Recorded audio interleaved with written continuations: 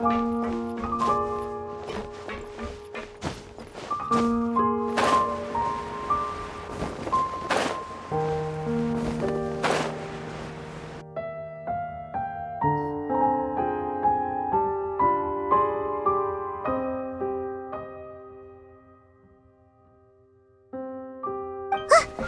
Farina, right over there! She really is here all on her own.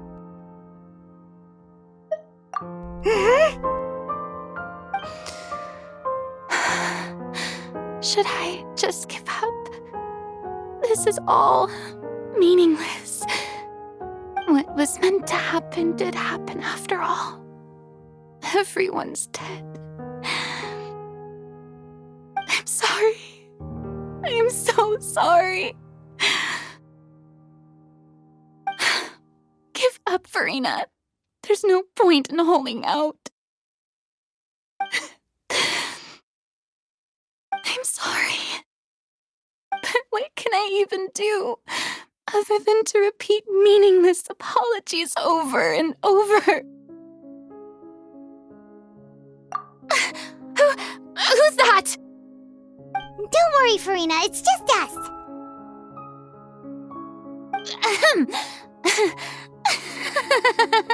So it is you, blonde traveler from another land. Why, I almost thought you were someone from that mob of my ignorant subjects, come to kneel and beg for my forgiveness. Farina, you were crying just now, weren't you? The tear stains on your face are obvious. What do you mean, tear stains? Oh, I remember. The show at the Opera House earlier this morning was so moving. I'm still trying to process it. Who did that uncivilized rabble think they were, disturbing my enjoyment of the arts? They even dare to tout their Archon. I must teach them a lesson.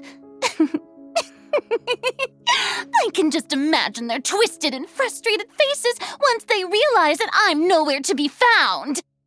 Oh, and I'm sure Nouvellette and those people from the Maréchaussée Phantom are freaking out right next to them, too.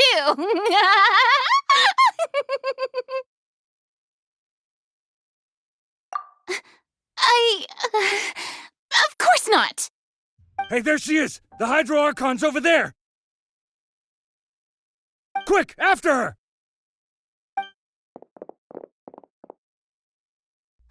Farina, those people seem to be after you. They are? They're just some rabid fans who want to cut the line because they haven't been able to meet me in person, aren't they? That's against the rules. I can't let them get their way. Farina just ran off! Quick, we have to catch up with her!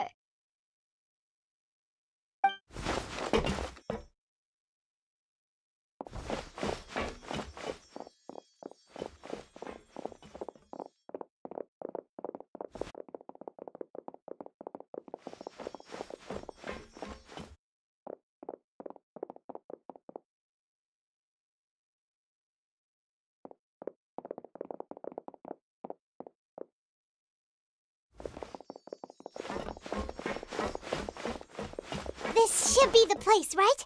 Hey, Farina! There's a good hiding spot over here. Quick, come to Paimon before the rest of them catch up to you. What is this place? Hurry, they're almost here. Fine. I suppose haste is warranted. Lead the way.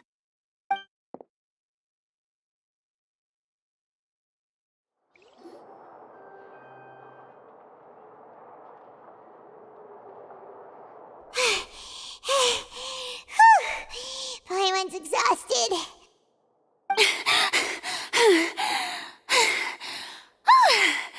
I'm so tired. I totally thought they had caught me. No,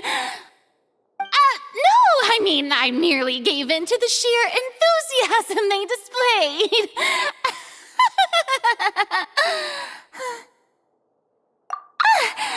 You're right.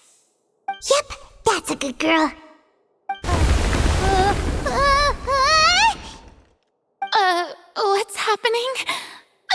shaking. Is it an earthquake? Yeah, a quake of this kind preceded the flooding in Poisson, didn't it? It can't be. It's happening again. Well, there's no need to worry too much about that. Novelette's made some emergency plans, so the evacuation should go a lot smoother this time. Yeah, I hope you're right. But the people of Poisson, they've already...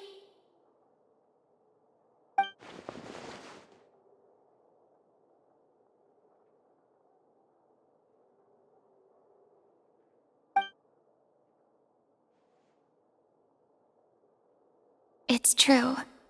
I've been investigating the prophecy for hundreds of years. I once had informants all over Tevat, searching for clues and feeding information back to me. I've tried all kinds of ways, too, to hold back the sea. Anything to keep the coastline from advancing. But all my efforts proved to be futile in the end. Really, the truth has been clear to me for a very long time. We cannot make an enemy of the divine. No matter what we do, the will of the heavenly principles will have its way, and the prophecy shall be fulfilled.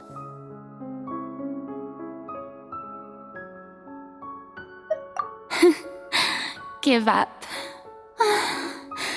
I do love the sound of that phrase. It would mean finally coming to terms with fate, but also for me to finally be free. Indeed, I've thought about giving up so many times, especially after we almost lost Poisson. Fate is really unreasonable, isn't it? It has no heart and obeys no rules. The prophecy has only just started to come true, and so many people have already lost their lives. But just now, it all became clear to me. I still don't have the right to come to terms with fate on behalf of everyone else. As long as the final moment hasn't come, it's still not too late. Don't worry. I will keep hope alive for everyone until the very end. Well, that's enough for now. I got the impulse to play the stricken maiden, but honestly, considering my rank and station, that wasn't a good fit at all. Don't take any of what I just said seriously. How could I possibly let Fontaine fall to the whims of trivial prophecy? Come on! Paimon could have sworn you were actually being honest just now.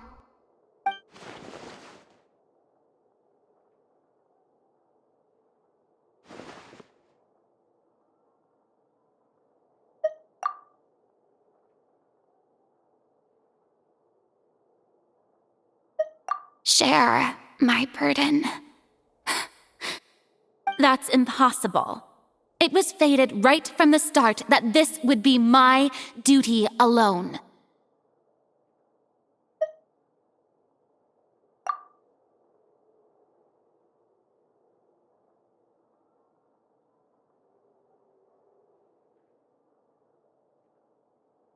A witness. Yes, I've heard that you came to Tevat from beyond the stars, yes. In other words, you never belonged here. And if Tevat is, in its entirety, a show on a stage, then you're just a spectator, aren't you? If that's the case...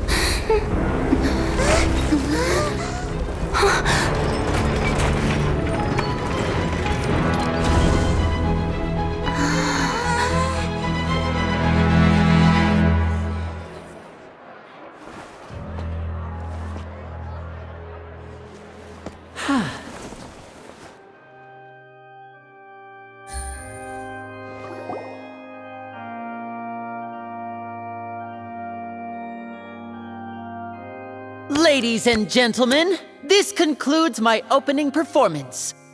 Now, without further ado, we may proceed to the trial of our god. So this is what it is. Yes, you deserve praise for the effort you took to raise the dramatic stakes.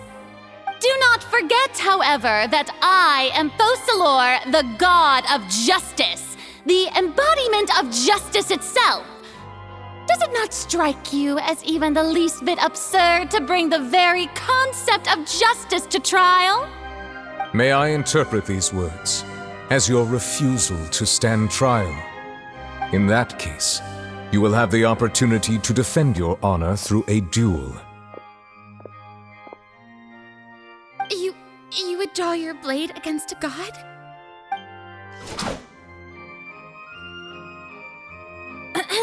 I see. It seems like you have made up your mind.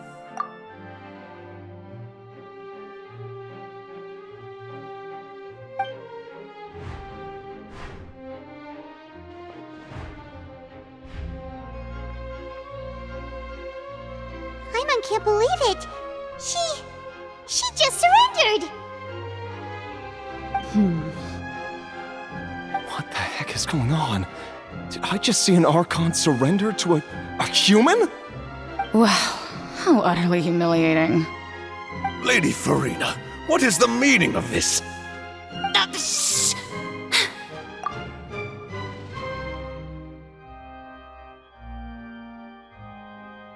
It would seem that there has been a misunderstanding. To be clear, the raising of both hands is not always an indication of surrender. Looking for excuses again, huh? I raised my hands just now to indicate my acceptance of the trial. No duel shall be necessary. I will admit that I've been running away for a long time. I'm sorry, everyone.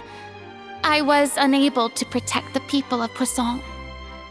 It is my duty to stand trial for my crimes. You are not the only ones to be disappointed in me. I, too, am exceedingly disappointed in myself. But now, it is time for the Hydro Archon to show you her courage and resolve. I, Farina, will use this trial to show the world the true meaning of justice! This time, I will protect you.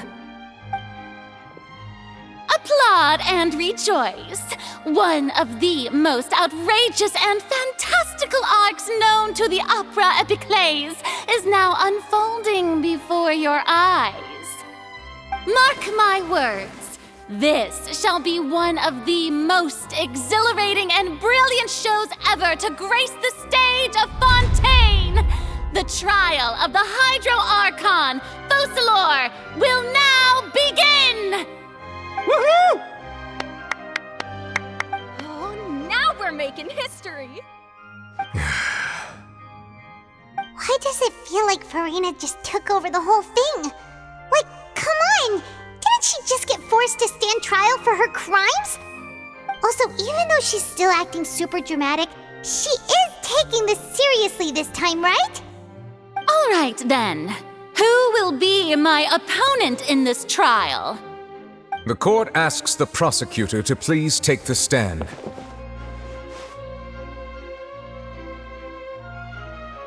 Is that so? Very well. Then please speak, witness of Tivat, my accuser and fated opponent.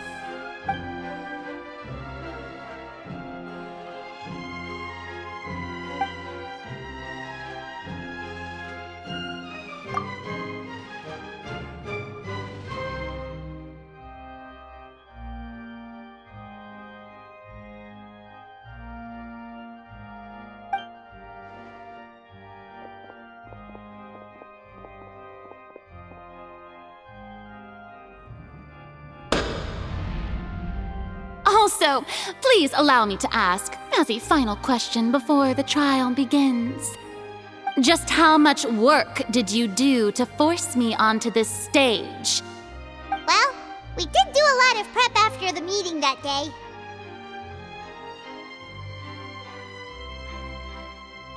I can go over the tasks assigned to the Spina di Rosula, since they were rather straightforward and easy. Navia, the president of the Spina di Rosula. Most of the people who participated in the disturbance this morning were my subordinates.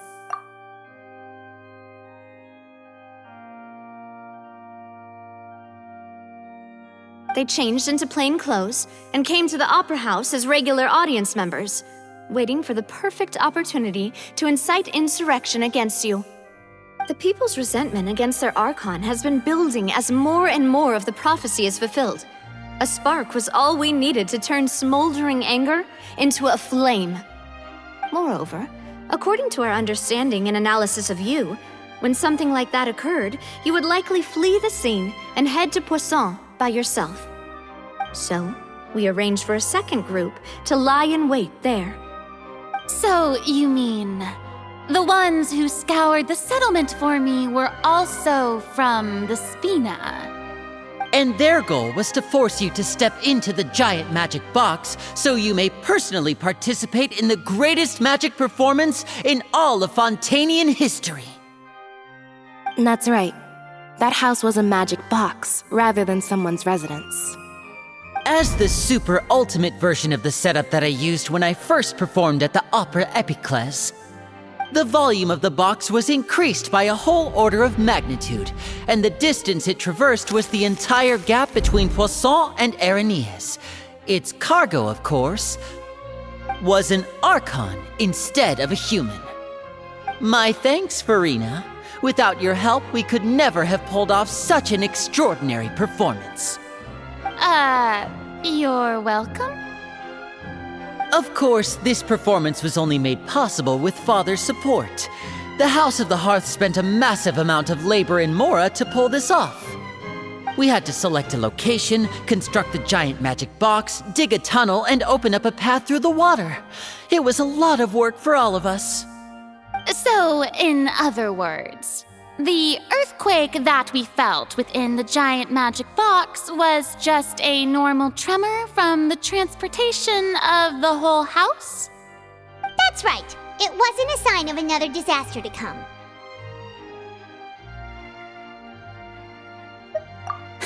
Then, I can guess Nervilette and Cloran's parts. You gathered a crowd, prepared a stage, and made sure that the champion duelist would be immediately ready for a fight. Also that as soon as I appeared on the stage, the trial may commence without a hitch. Am I right? Yes, that is correct. Well, Clorand, I must commend you for your courage. Only the most outstanding champion duelist in all of Fontaine would accept a duel with an Archon without flinching. Thank you. As for you, traveler, I suppose your role was to keep me distracted with conversation once you found me in Poisson. You'd make sure that I didn't notice anything amiss before revealing yourself as my prosecutor once we'd arrived onto the stage. Oh?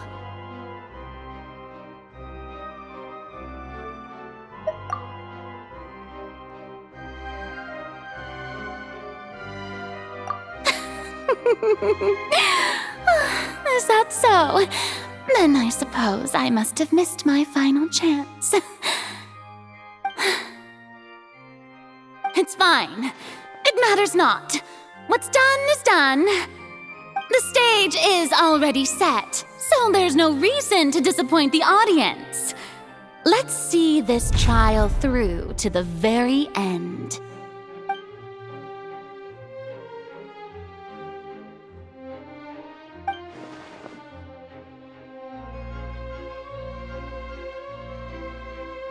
Madam Prosecutor, please allow me to pass this along. This is a document that Miss Charlotte applied for and received permission to share with you during the trial. According to her, it should speed up the proceedings. Huh? Charlotte wanted to give us something? Oh, so she's here too! Hey, Charlotte!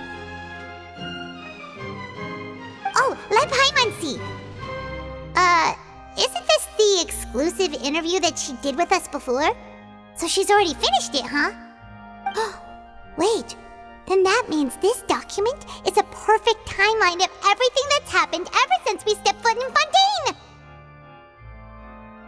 So in other words, we refer to this anthology of evidence every time we want to use something from our journey as evidence for an argument! Let's quickly confirm the information in it. Just think of it as a refresher, alright? You defeated the Hydro Archon in the very first duel you took part in at the Opera House. That's one for the history books, all right.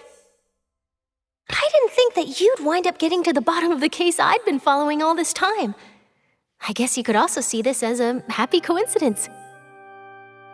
This is the first time Monsieur Neuvillette had a difference of opinion with the Oratrice. Even the Hydro Archon can't figure it out. A Fatui Harbinger. She's an extraordinary person. Her instinct must mean something. The fortress of Meripede was almost destroyed in a single day. That I didn't witness that scene personally will always be a source of professional regret, I think. According to Monsieur Neuvillette, both Child and that whale should have been in the primordial sea at that time. The fortress of Meripede was almost destroyed in a single day. That I didn't witness that scene personally will always be a source of professional regret, I think. I nearly lost my awesome friend Navia. To be honest, that still gives me shivers. The words of someone as extraordinary as a witch can probably only be truly understood when something surreal happens to you.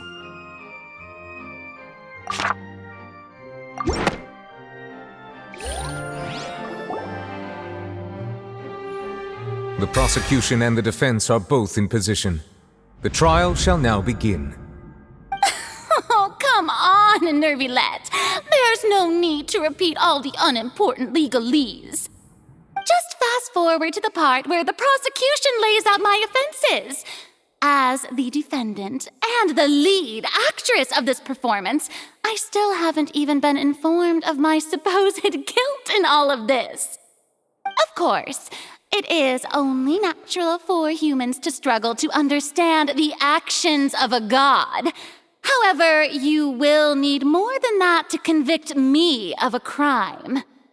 That's true, but my charge here is unrelated to your conduct as an Archon.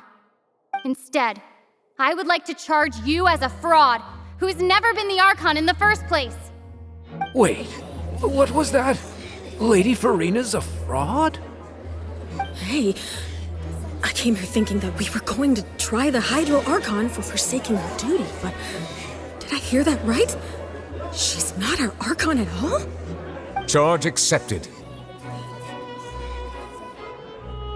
Lady Farina, do you plead guilty to the charge?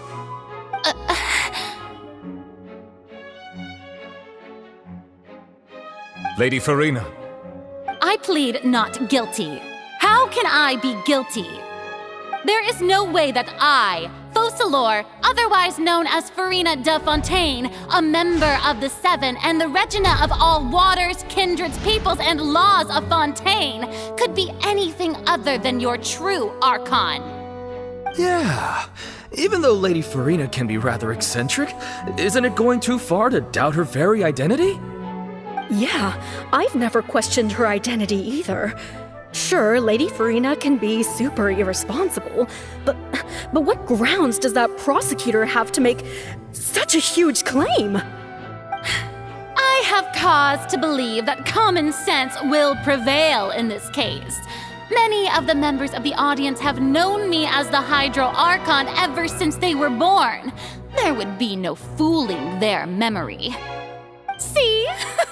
Even the Oratrice has decided to show me its favor. Are you sure you want to commit to a charge that will never be upheld?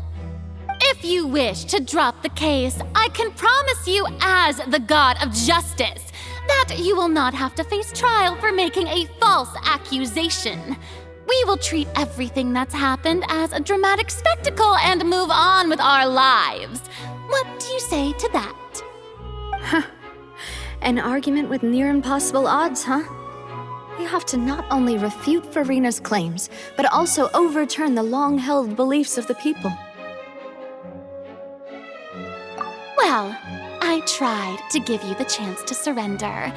If you must persist, then let me ask. If you believe I'm not the Archon, then what manner of being do you think I am? And if I was not the Archon, then how did I manage to live for over 500 years?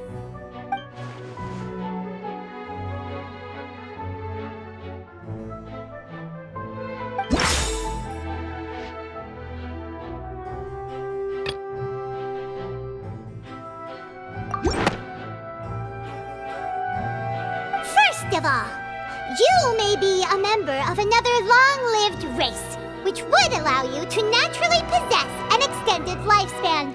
And second of all, even if that wasn't the case, there could be other ways to extend your life. Who gave you that idea? Was it the knave? You'd sink so low as to use a harbinger's words against me.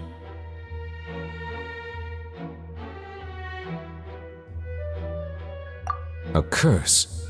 I once thought it possible that the aura of an Archon might naturally resemble a type of curse. But in light of this claim, perhaps what I sensed was not your divinity, but a curse after all. You sensed it too, huh, Neverlet?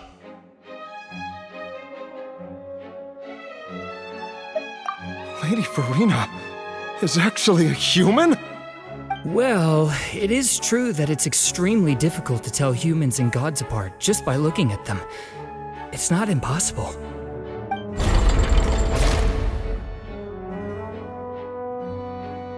Well, don't start celebrating too early now. Even if I have been carrying a curse like you said, how does that prove that I am merely a human being? Besides, everyone knows that the main difference between a human and a god is the possession of authority. Gods can do what humans cannot. That's why they're worshipped as gods. For centuries, manifestations of my authority have served the nation of Fontaine. One need only to turn their eyes towards the Oratrice Mécanique d'Analyse Cardinal in this very opera house, or consider the endemnitium that is used in every aspect of life.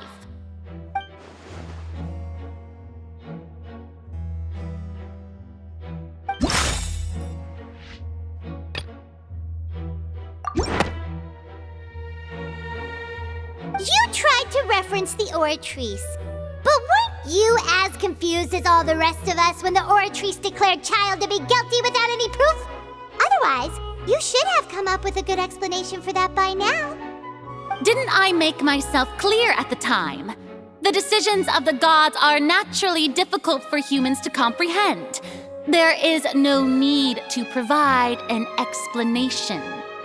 Lady Furina, I believe a reminder of your current circumstances is in order. While the court is in session, the principles of justice and the law must come before all else. While you are an Archon, you are also first and foremost the defendant in this trial. You will prove yourself unable to defend against the prosecution's charges if you continue to withhold vital information against the rules of the court. I never thought you'd use that kind of rhetoric against me. That was no trick of rhetoric, Lady Furina. I've merely reiterated the rules of the court, rules that all should respect and follow. So, you neither knew why Child was declared guilty, nor did you understand the structure and operations of the Oratrice. Instead of having been created by you, the manifestations of authority you mentioned have been made by the real Hydro Archon, haven't they? The real Hydro Archon? Well, now you're really losing me. It is true that I did not know why the Oratrice gave out a guilty verdict that day. But the Oratrice handed out that verdict unilaterally, and it has been operating independently ever since it was first created. You can't You can't argue that just because a divine creation is flawed, that the god behind it must also be no god at all. She's still throwing out all kinds of excuses. Seems like she's confident that we won't be able to produce proof that she has no power over the Oratrice. My power as an Archon. There are many ordinary citizens in the audience. How can I just carelessly demonstrate the formidable power of an Archon? If that poses a concern, I'm prepared to extend my protection to the audience. You don't need to go that far.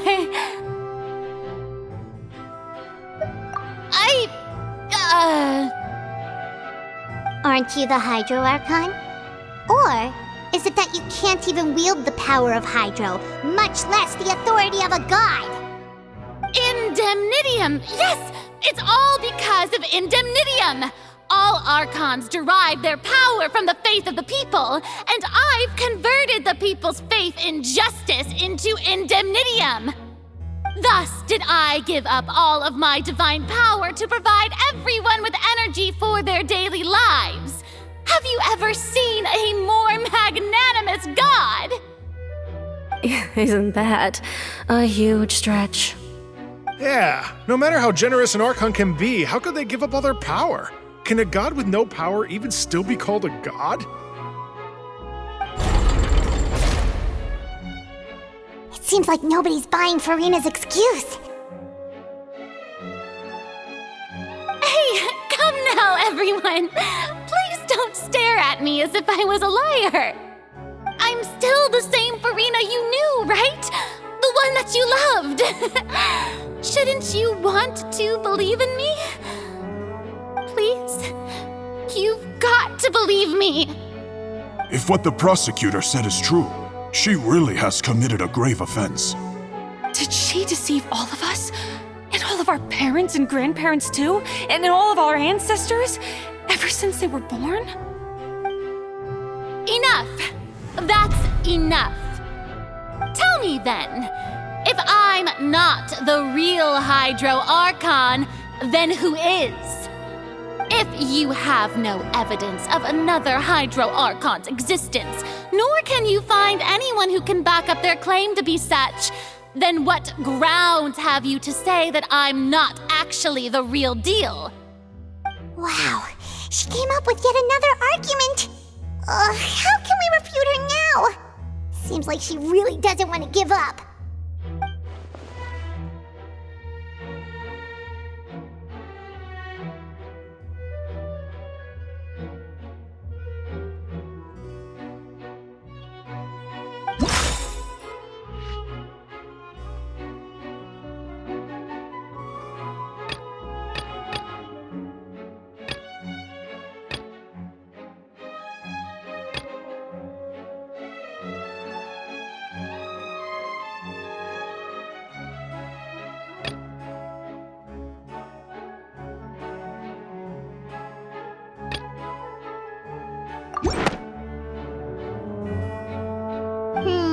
That doesn't sound right.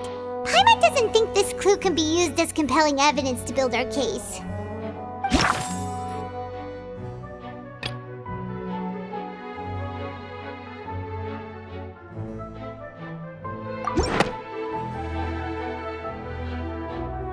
It has been established that all Fontainians can dissolve in water from the primordial sea.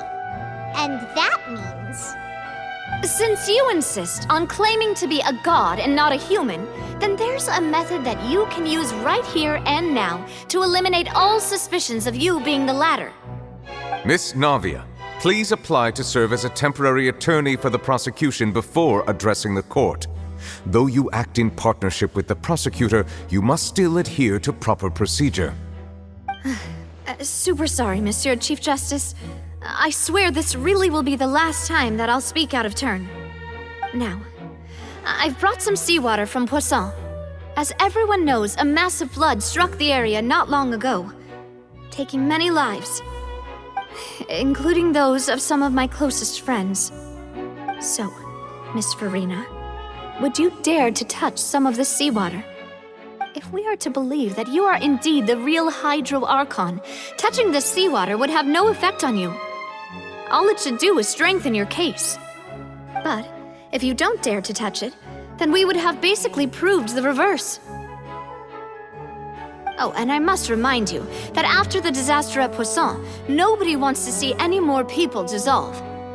I do hope you'll act prudently and choose the simpler path of admitting guilt. Navia from the Spina di Rasula. The Spina has governed Poisson for many years. I guess her suggestion is valid. If Lady Farina is indeed just a human, she's probably Fontainian like all the rest of us. Would she really dare to try?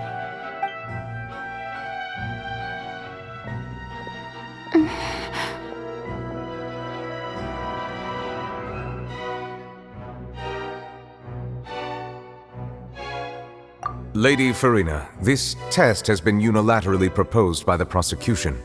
As it falls outside the realm of standard court proceedings, you possess the right to decline participation.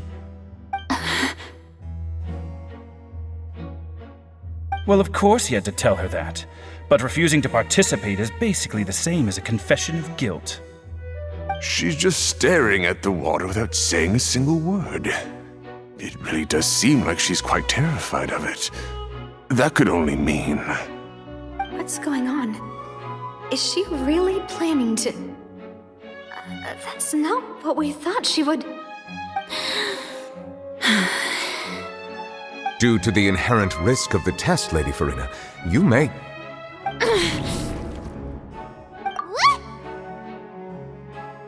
Hey!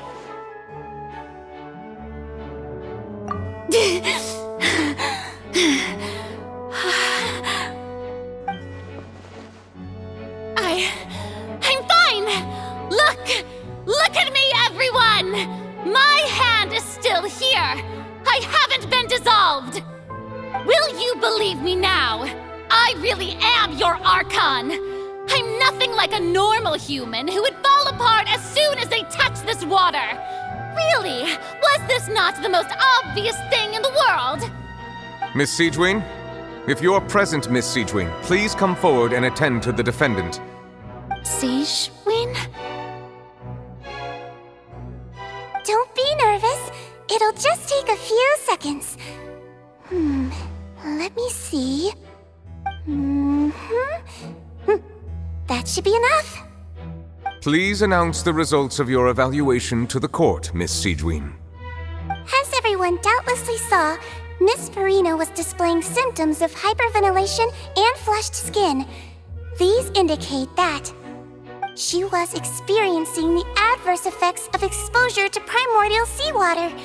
The extent to which she was affected is the same as other humans when exposed to primordial seawater of a similar concentration.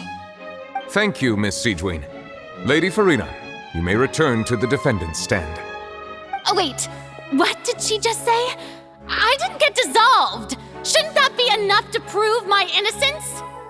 Well, considering your tendency to run from your problems, we did originally prepare a direct sample of the seawater around Poisson. However, after extensive discussion, we exchanged it for a sample that is not concentrated enough to dissolve an actual human. After all, on the off chance that something entirely unexpected might occur, we don't want anyone else to lose their life to the sea. Yeah, so out of regard for Farina's life, you secured a low-concentration sample and asked the head nurse to serve as an expert witness. It's a great thing that the direct sample wasn't actually used. Farina could have... I can't believe... You...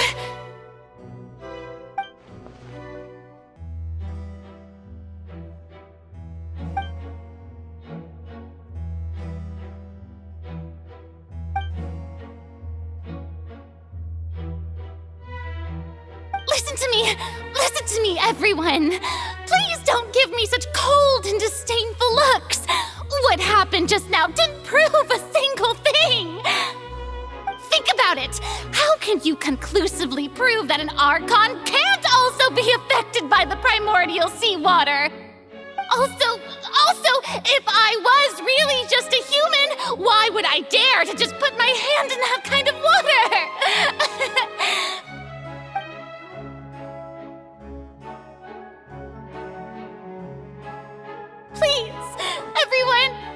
anyone just listen to me! I swear, I really am your Archon!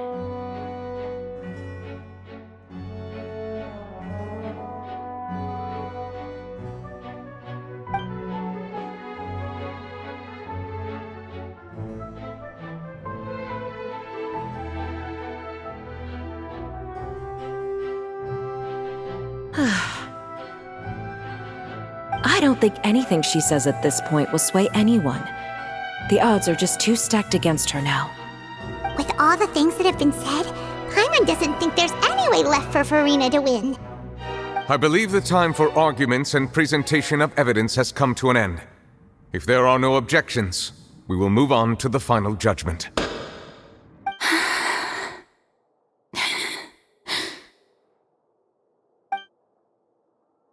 I don't think anything she says at this point will sway anyone. She's too stacked against her now.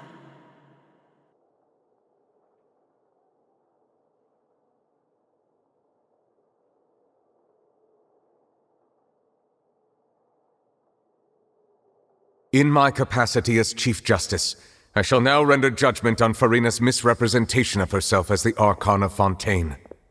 As a human who knowingly deceived her fellow citizens, Furina is guilty.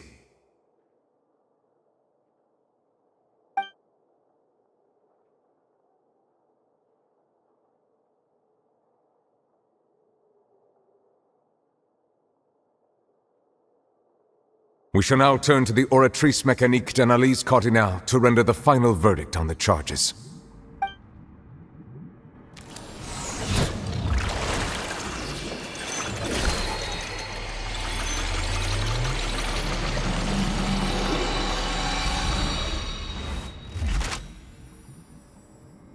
According to the judgment of the Oratrice Mécanique d'Analyse Cardinale, Furina is... Well, what's wrong? What's the Oratrice's verdict? No, the Oratrice also displays a guilty verdict. Isn't that correct then? However, the exact wording of the verdict is thus: the Hydro Archon, guilty, to be punished via the death sentence. The death sentence? That's actually one of the available sentences? I've always thought that it was just a myth. The one and only time the death sentence has been handed out at the court, and it's been given to the very person we've worshipped as the god of justice? What an unexpected twist. Furina's been sentenced to death by the Oratrice? We just wanted to use the trial to show her the seriousness of things so she'd tell us the truth. How did things escalate this quickly? This outcome is indeed quite strange. According to Fontaine's current definitions of justice, as well as its recommendations for criminal sentences, is this sentence really appropriate for the crimes that have been committed? Yeah! Even Fauché wasn't sentenced to death by the Oratrice. You know, the real evil mastermind behind the serial disappearances case. Indeed. Not only is Furina's sentence overly excessive, the very point of our trial today was also to prove that Furina has never been the Hydro Archon in the first place. But now, the Oratrice seems to have deliberately invoked the title of the Hydro Archon. What does this mean?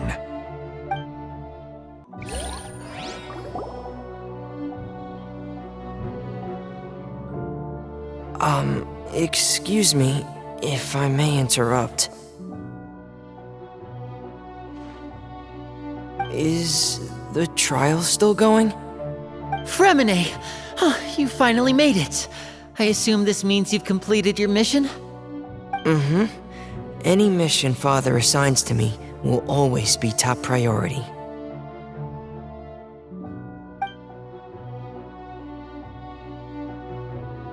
Is that the first prophecy slate? Huh. So the knave privately arranged for Fremine to try and find the missing slate.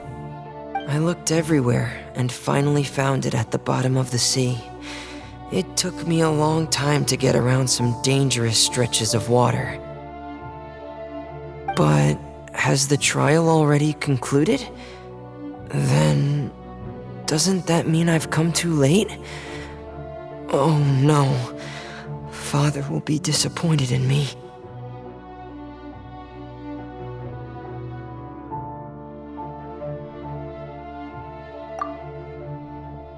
Thank you for your hard work, Mr. Fremine. Please allow me to review the record left on the slate. Traveler, I believe that you have already seen the other existing slates, and would like you to come here and confirm their contents.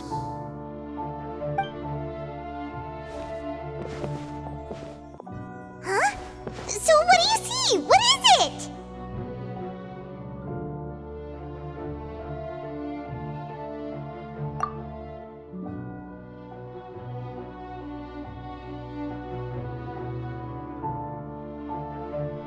I believe I've now made sense of the Hydro Archon's crime. It has to do with Fontaine's lost history. Huh? Isn't the Hydro Archon just guilty of deceiving her people? Oh, wait, no, that's Farina, and we've already proven that she's not the Hydro Archon. So when you say Hydro Archon, do you mean the real Hydro Archon we've been kinda talking about? In truth, everything that you've encountered in Fontaine up until this point can be traced back to the contents of these stone slates. However, I'm uncertain as to how much sense they currently make to you. Okay, let's try to recall the contents of the other 3 stone slates. Paimon will do her best to help you remember.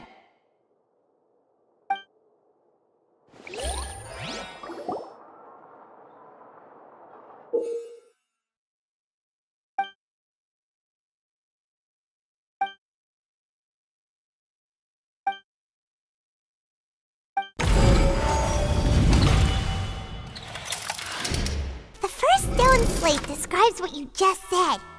It seems to show the previous Hydro Archon using her divine power, and then the Oceanids turn into humans.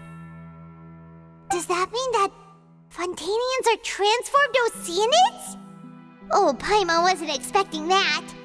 But if Oceanids can turn into humans, then perhaps this process can be reversed as well. The second stone slate shows Celestia floating in the sky, and the Hydro Archon and her people worshipping it together. But the heavens still brought judgment down upon them. This must be the point when the Hydro Archon and the Fontainians were branded with their original sin. Does this mean that the original sin and the Hydro Archon sin are the same thing?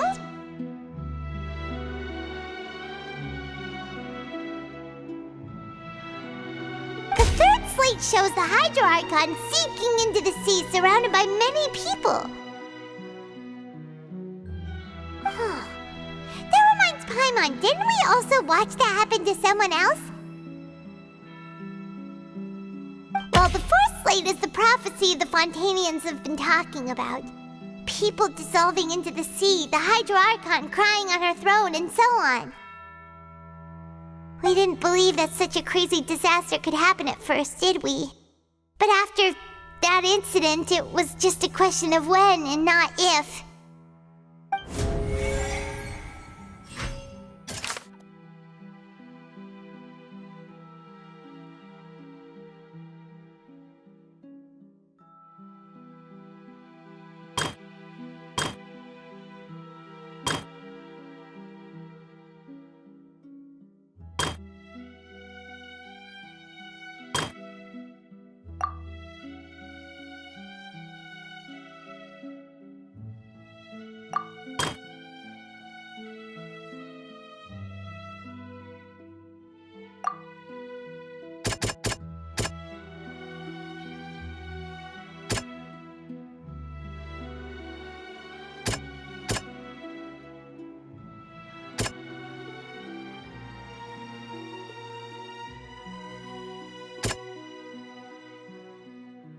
That doesn't sound quite right.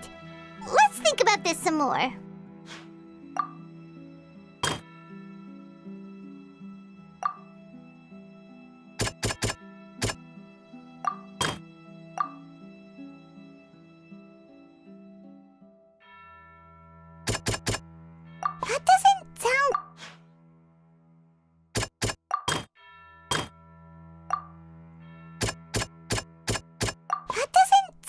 quite right.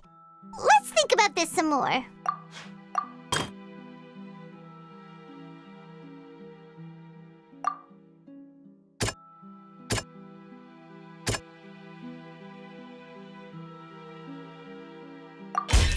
It's not as simple as falling into the sea. When Navia fell into the sea, her consciousness was subjected to judgment. The stone slates show the people gathered around the Hydro Archon in the sea. Could that be alluding to the same thing?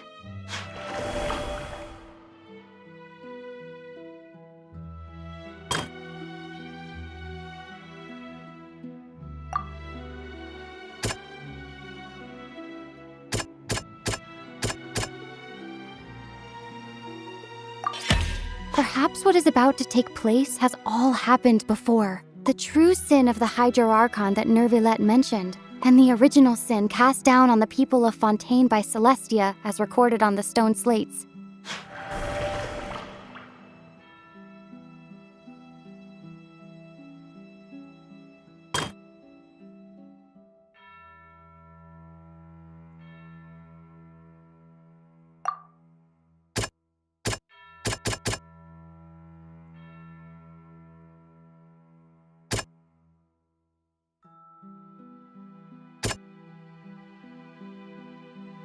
That doesn't sound quite...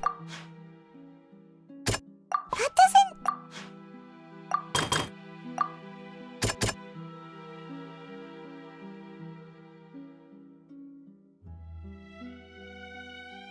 That doesn't... That doesn't...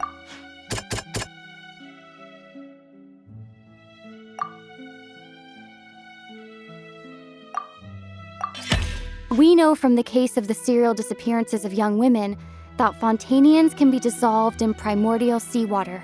And the first stone slate tells us that long ago the Hydro Archon used her power to turn Oceanids into humans. This might be the reason that Fontainians can dissolve.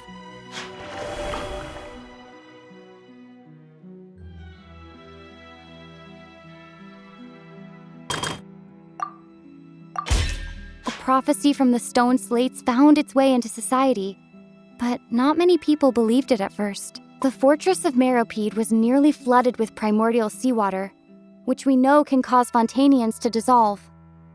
It seems increasingly likely that the prophecy may come true. If we hadn't dealt with it in time, things could have gone very badly. They'll dissolve into the primordial sea but won't cease to exist. Their essence will flow in the seawater, converge, and take the form of an Oceanid. The Hydro Archon was sentenced to death in court, shocking everyone present. Perhaps this means that her sin was actually Fontaine's original sin. Navia fell into the water inside those ruins, and she nearly dissolved. She was surrounded by the people of Poisson in a court within her consciousness, and was forced to take part in a trial meant to make her stay. The eruption of the primordial sea at the fortress of Meropide was the surest sign that the prophecy was about to come to pass no matter what. The prophecy's contents can all be verified by recent events. If we combine what we know together, loads of truths should come to light.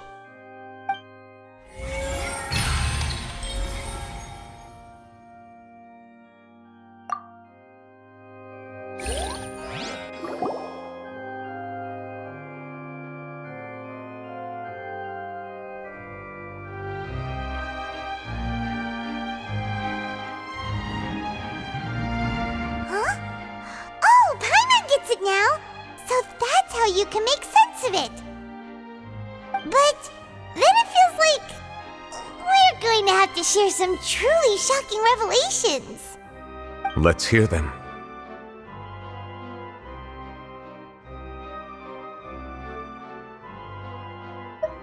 Incredible! Linny, did you hear that? We're not real humans. All Fontainians were originally created by the late previous Hydro Archon, with Oceanids as their basis. The evidence for that can be found in how only Fontainians could dissolve in primordial seawater, and how it turned into oceanids. Oh, and according to Navia, when she was about to get dissolved, she also saw everyone gathered around for a trial, all of them in the shape of oceanids. Indeed. Yeah, and it follows from the content of the first slate that she probably anchored Celestia by creating humans without prior permission. That could also explain why the Oratrice judged the Hydro Archon to be guilty. It's to account for that ancient sin. The Hydro Archon's true sin was creating us? And yet, after many hundreds of years, the Hydro Archon's creations have turned around to try to judge the Archon within the Opera Epiclese. The twists of history are often the most unexpected of all. Yeah, isn't the image here just like when Navia fell into the sea? So wouldn't it be trying to show the image of the Hydro Archon also falling into the sea once the prophecy has been fulfilled in the fourth slate? In the end, the people will all be dissolved into the waters, and only the Hydro Archon will remain weeping on her throne. Only then will the sins of the people of Fontaine be washed away. Did Paimon get all that right? You've made some keen deductions. I must say, given how much you still don't know, it is impressive that you've already managed to connect so many pieces of the truth. However, while you were able to decode all the information on the slates, they've also been etched with an additional layer of hidden information using a different power source. When we were at the ruins, I tried to decipher the hidden information recorded in the slates. But since we only had 3 slates at the time, I was unable to come to a full conclusion. Now that the slate collection is complete, I shall make another attempt to decipher the narrative recorded within. If everything goes well, we should finally be informed of the unadulterated truth.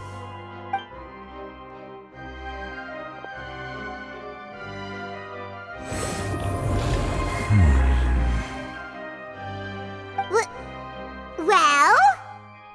Did you get it? I believe I should share this truth not only with you, but with all the people of Fontaine as well. I will try to briefly summarize it for you.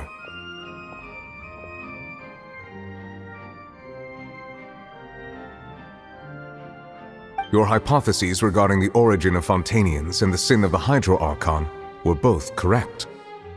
In the Fontaine of old, the previous Hydro Archon sensed the yearning of her Oceanid familiars for life on land.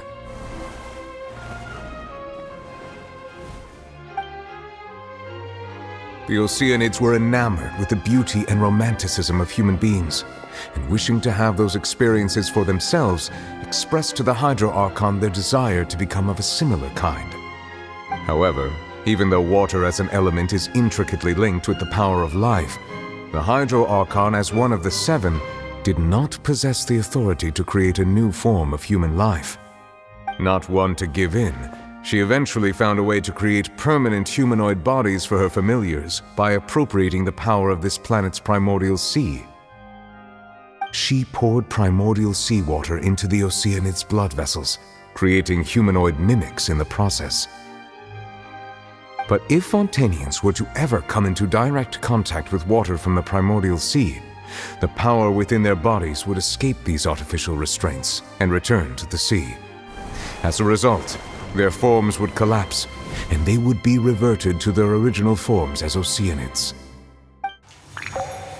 Of course, the Hydro Archon never received permission from the heavenly principles to create a new human race. And thus, the Hydro Archon and all of her creations came to shoulder the original sin of appropriating the power of the primordial sea. That is the true history of how the people of Fontaine first came into being. So we were all Oceanids before we turned into human beings? That's way too much information for me. I think I'm just going to pretend that I never heard a single thing. Wait, but if that's the truth, we can't let the Hydro Archon be sentenced to death. After all, her only sin was creating us. This really might be too much information for your regular Fontainian, but it does answer a lot of our questions. Alas, your hypothesis regarding the third and fourth stone slates was inaccurate. The slates' respective positions are, in fact, correct. A key point of the visual on the third slate is how all the individuals depicted in the water are humans rather than Oceanids. They have not been dissolved, which implies that the water depicted in this slate is not water from the primordial sea. The nation of Fontaine is the nation of Hydro, as well as the nation of Trials and Justice. Instead of being the literal element, the water in the scene symbolizes judgment and justice. You may also recall Navia's experience. When she fell into the sea, her consciousness was surrounded by that of many others who intended to hold a trial to determine her fate. Therefore, the meaning of the third slate is that the people of Fontaine shall try the Hydro Archon at the court of justice.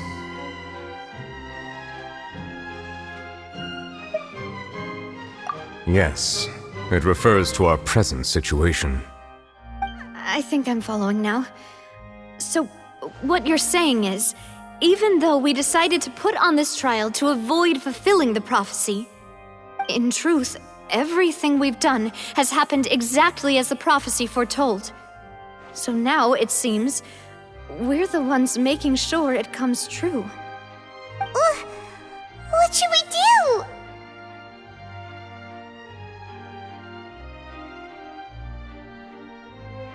Huh. No matter what, the prophecy will be fulfilled. Is this what it feels like to be a prisoner of fate?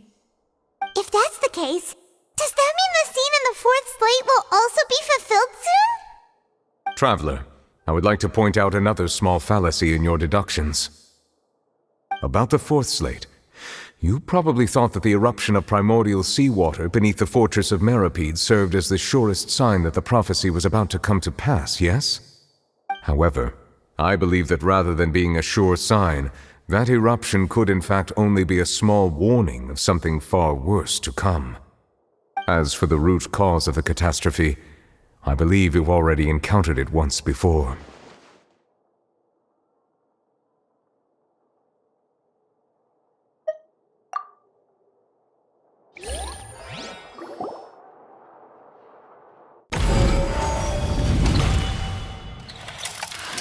This eruption was just a small warning of the things to come.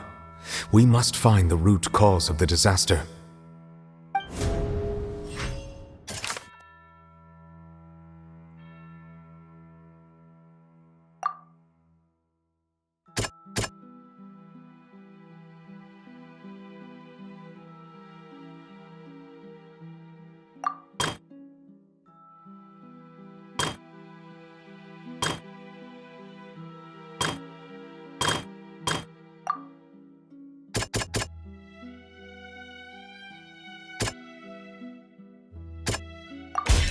It was both dream and reality. If we're talking about a true culprit, that could only be that thing inside the primordial sea, right? The truth, the original sin, the trial, and the root cause of the disaster.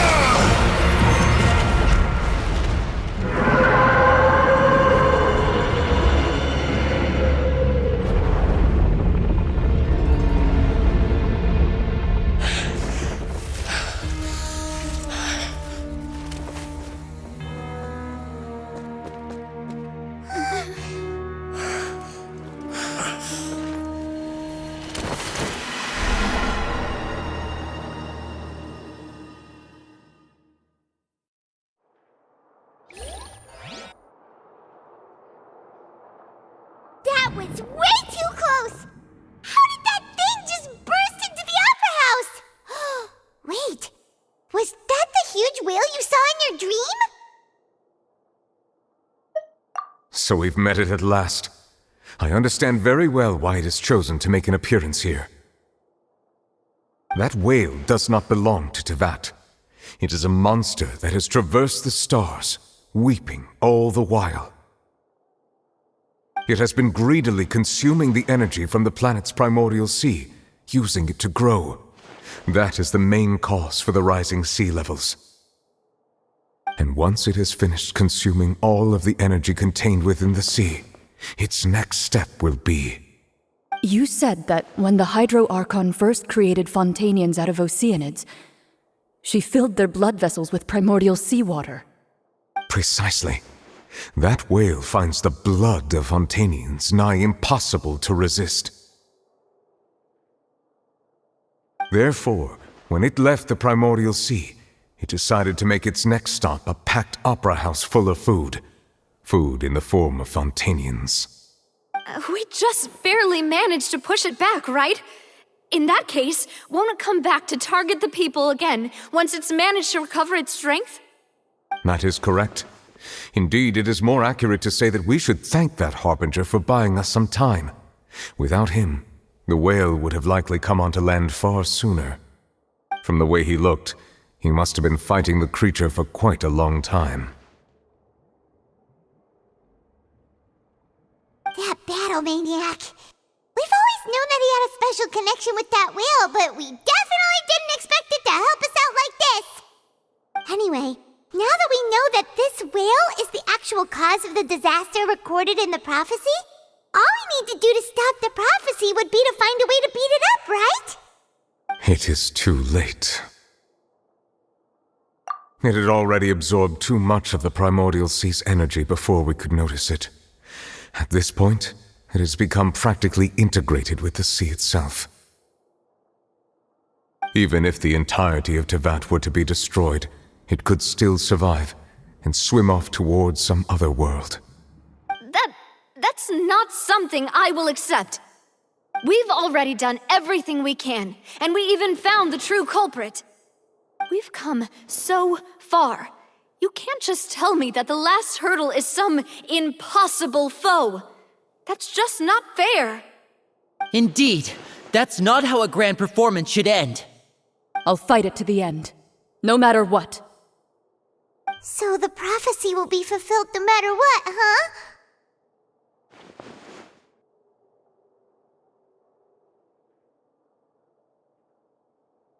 The prophecy.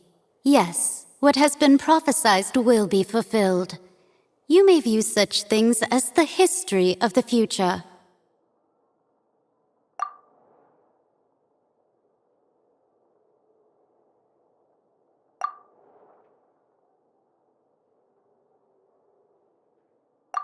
Just as prophecies are usually only the future as seen from the perspectives of the gods, could things be happening in hidden corners where the gods' gaze does not fall?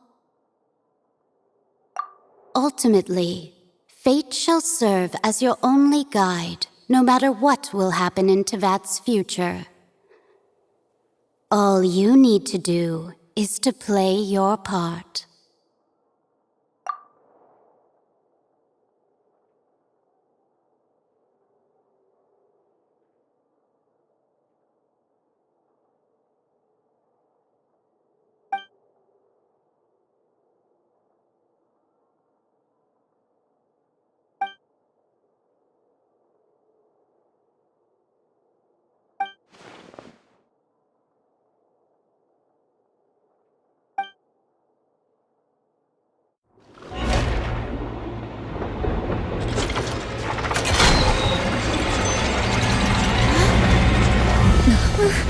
What's happening with the oratories?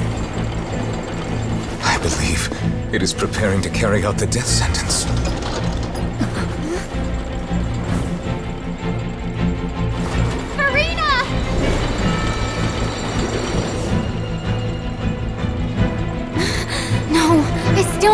answers!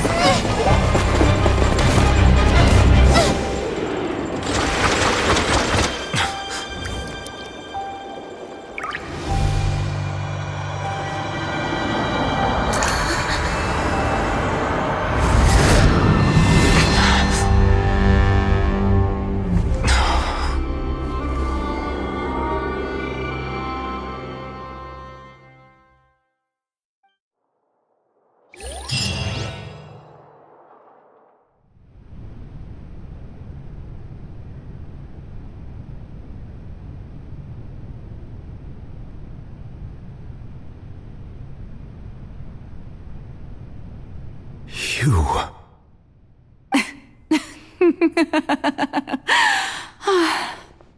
Sorry. That shocked expression on your face is just too amusing. I couldn't help myself. You are not Farina. Who are you? The sweet sound of bewilderment. Marvelous. A sure sign that my attempt to deceive everyone was a resounding success. But to answer your question, I am Focalor. You know, the god. Focalor? Why did you deceive us? Oh, that wasn't my goal, of course. Goodness, no. But I had to fool everyone else too, if I was to stand any chance of deceiving the heavenly principles. Deceiving the heavenly principles? It's all because of that pernicious prophecy. Dreadful, wasn't it? Everyone doomed to dissolve. Fontaine condemned to be flooded. One was not amused. In fact, one was positively bemused when that problem was thrust upon me by my dearest predecessor. That's the former Hydro Archon Egeria, for the uninitiated. It hardly gets more disastrous than a preordained national catastrophe, now does it? She knew full well that the prophecy would surely come to pass. And as one of the seven, she also knew full well that one defies the heavenly principles at one's peril. So yes, as you have no doubt surmised, it was a rather impossible situation that I found myself in. I spent a terribly long time mulling it over, alone on the ocean floor. And I was almost growing barnacles by the time I finally realized there was only one possible solution to this confounding conundrum. I had to outwit the heavenly principles, allow the prophecy to be fulfilled, ostensibly at least, while saving everyone at the same time. I'm a genius, I know. I can only assume that's why Egeria chose me as her successor. Although, looking back now, it was hardly the inheritance one dreams of. Between the task of saving the nation, the quotidian duties of the Hydro Archon, and not to mention the original sin of creating a new race of humans, I dare say she left me quite a colossal mess to clean up. But one can only play the hand one is dealt. I did not choose this, any more than I chose to be one of her Oceanid familiars. So you were also once one of the Oceanids, transformed into a human by Egeria's hand? Yes, I was. I always dreamed of becoming human. And I still do, even now. In my eyes, to be human is to be part of the greatest opera ever known.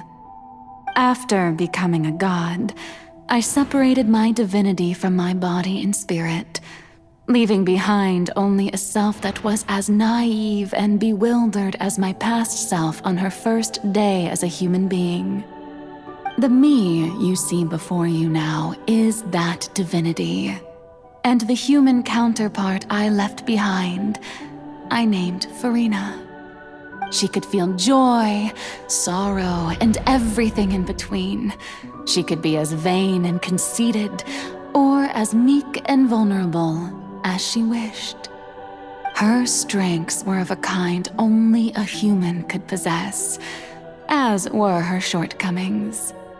But in my eyes, Furina's humanity was what made her perfect. She was perfectly human in every way. The person I always wanted to be. Anyway, so then I cursed her. All part of the plan, of course. The plan to deceive the heavenly principles. Do you still remember the final scene of the prophecy? The Hydra Archon alone, weeping on her throne. In order that the prophecy might appear fulfilled, I invited Furina to be an actress, to play the part of the Hydro Archon in the prophecy. Under the curse I placed on her, so long as I, Focalor's divinity, continued to exist, she could not die. But nor was she free to live her life in the pursuit of happiness. Instead, she was forced to take the stage in the opera house, to embrace the role of leading lady, to forever play the part of the god from the prophecy, all to create a deceitful appearance of that prophecy coming to pass. I suppose now you probably understand why your court is called the Opera Epiclese. But Furina is only human, isn't she? Even though she has had a long life, her mind is no stronger than that of any other ordinary human being. I cannot begin to fathom what she has had to endure. It must have been torture for her. It has indeed. And although she is, in a sense, me in human form, I most definitely owe her an apology for it. It's been 500 years, and all along, she's been playing her part in the most unimaginably long, unbearably lonely, and agonizingly painful opera of all time.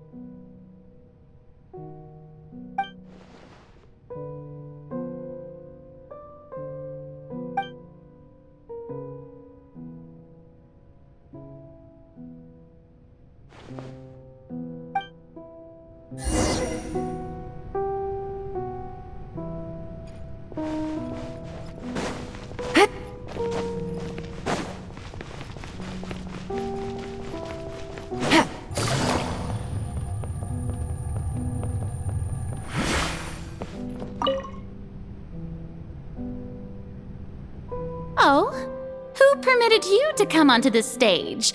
Now, I understand your admiration for my august self, but I must ask you to keep to the rules. All right. It is not my intent to reprimand you. There is no need to state your name. Just be off with you. Do not distract me from my performance. Oh, do not jest. Can you not feel it? I am Focalor. The eyes of countless Fontainians are upon me. I must, at all times, display the utmost elegance and nobility.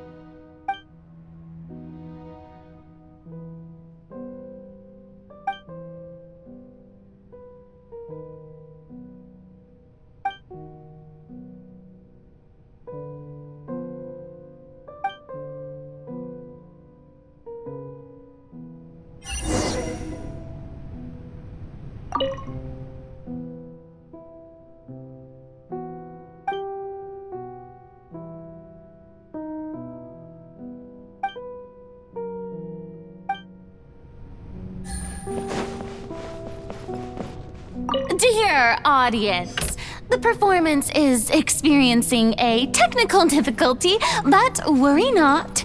The guards shall resolve it soon enough.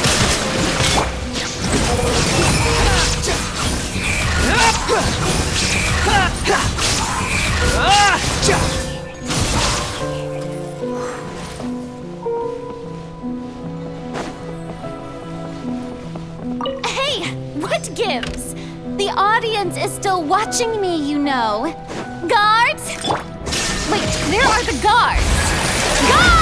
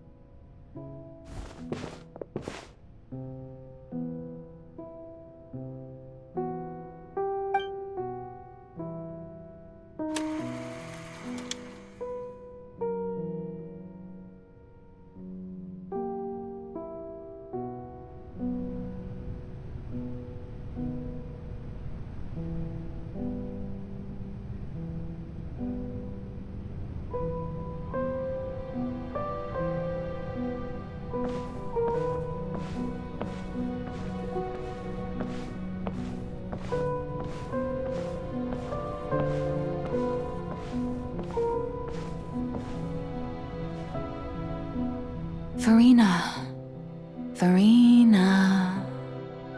Huh? Who's that? Who's calling me? Where are you? Be not nervous. Be not afraid. I am before you. Wait a moment. You're near me? How can this be?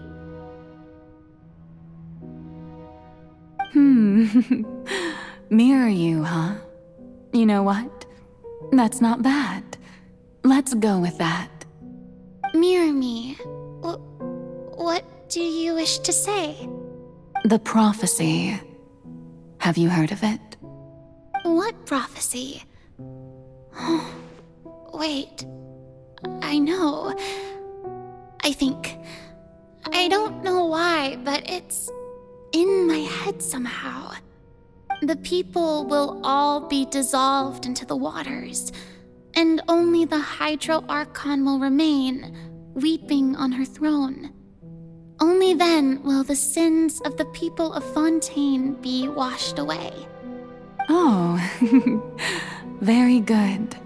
You know it well. What's going on?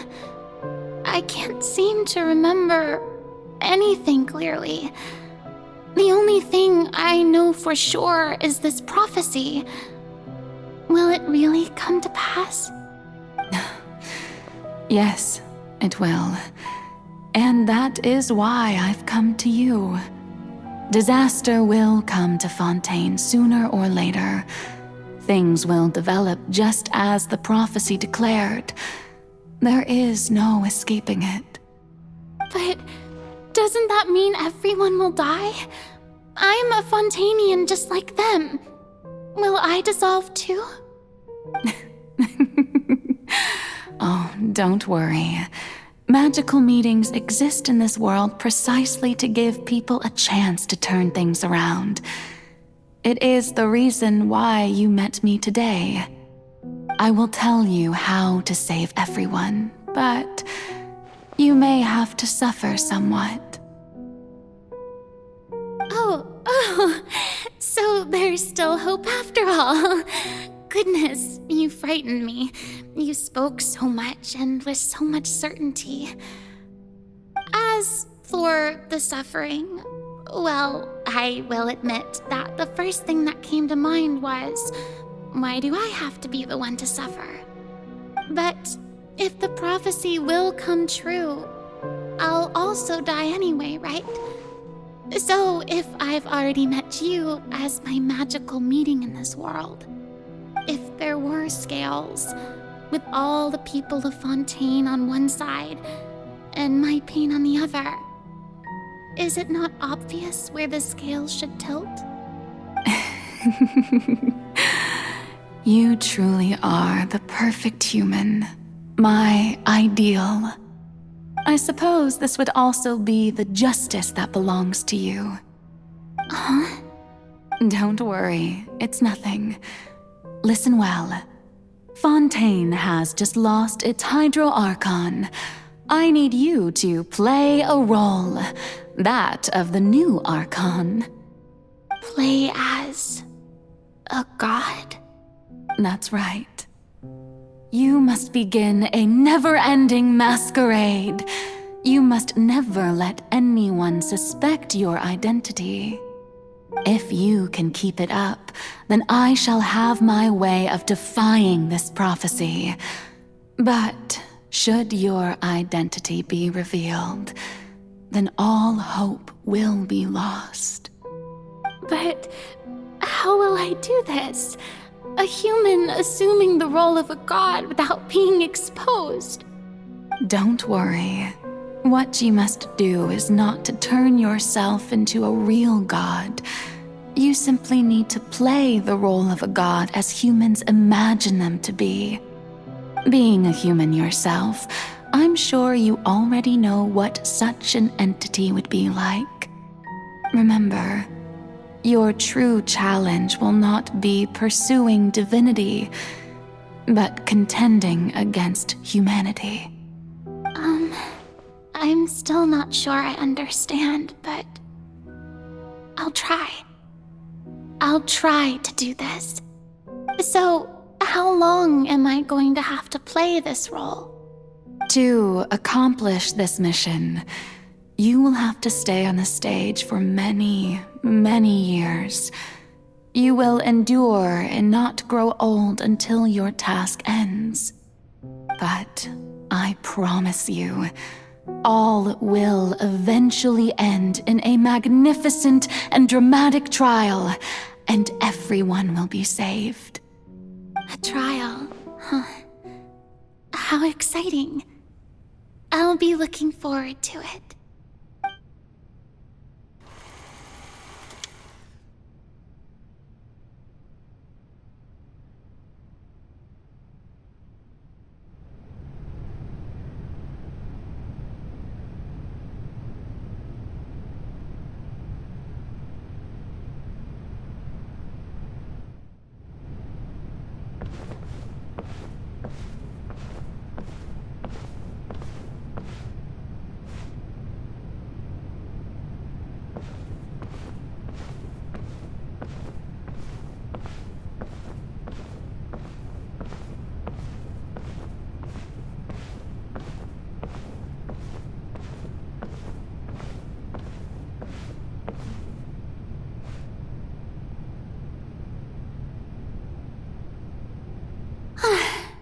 The Maison Cardinalise has announced my accession, but this is my first time facing the people.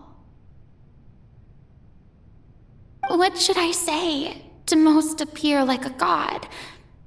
To be honest, I still don't know. Perhaps I should first try to act natural. Ladies and gentlemen, good evening, and welcome to the Opera Epiclese. I'm sure you've all heard about how I have taken on the role of Hydro Archon. Indeed, I am Verena de Fontaine, your new Archon. In truth, I know little about becoming a nation's new god, but it will be my honor to guide you all. As the god Focalor, the god of justice, I shall do all within my power to lead you into an age of fairness and justice. Once again, thank you all for coming. If you should have any questions or suggestions, please send them to the Maison Cardinalise. The future of Fontaine will require us to work together, after all. This should do it. I thought I might stammer, but thankfully, I was able to convey my thoughts just fine. Okay, and next. That's the new Hydro Archon. Is this some kind of joke by the Maison? I would have thought that a being that surpasses humanity would be a bit more assertive. Hey, did you hear that? She even told us to send her suggestions there at the end. Shouldn't gods be all-powerful? She's being so modest. What's the difference between her and an ordinary person, then? If you ask me, perhaps the succession didn't actually happen. She might just be a Maison-backed puppet. Wait, what's going on? Why is everyone suspecting me of being a fake? Oh, this is bad. If I get exposed here, there'll be no saving the people from the prophecy. Right. Mirmi said that I just need to play the role of a god as humans imagine them to be. Calm down, Farina. Think. What do the people want? How would they imagine a god to speak and act? Assertive, with a strong sense of presence. One who can dispel all doubt. That is the character I'm fated to play.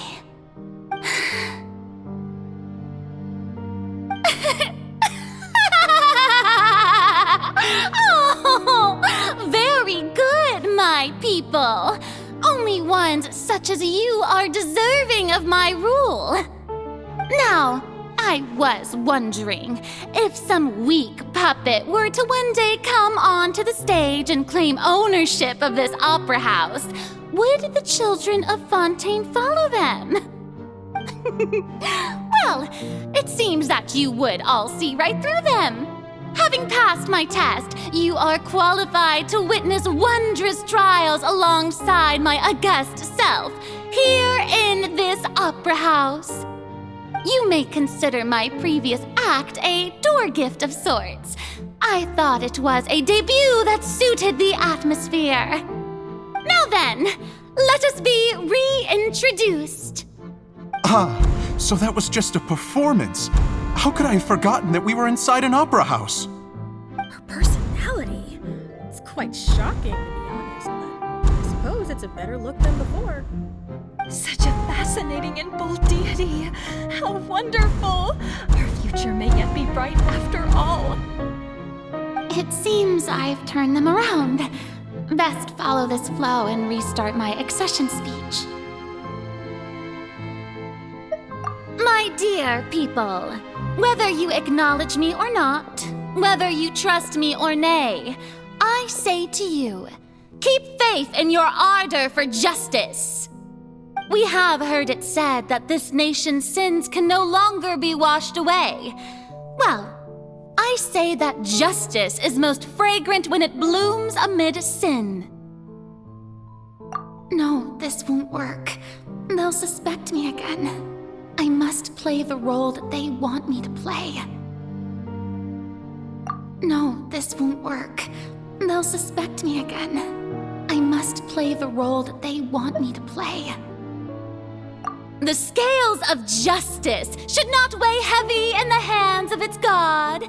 On one side, it must carry fairness and justice. And on the other, praise and applause. May law be the prayer on our lips.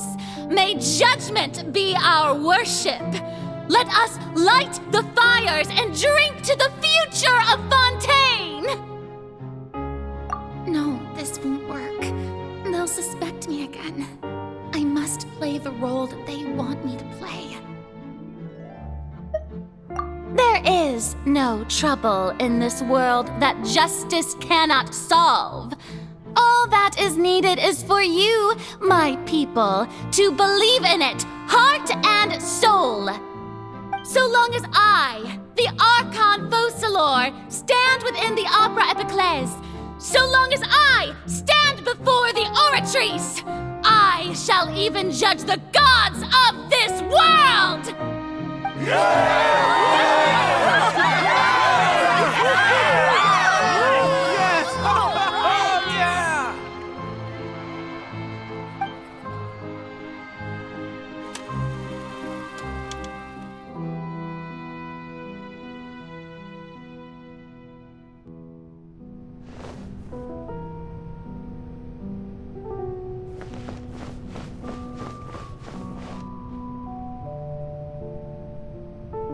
Lady Farina, here are today's case reports, as well as a summary of the follow-up for your perusal.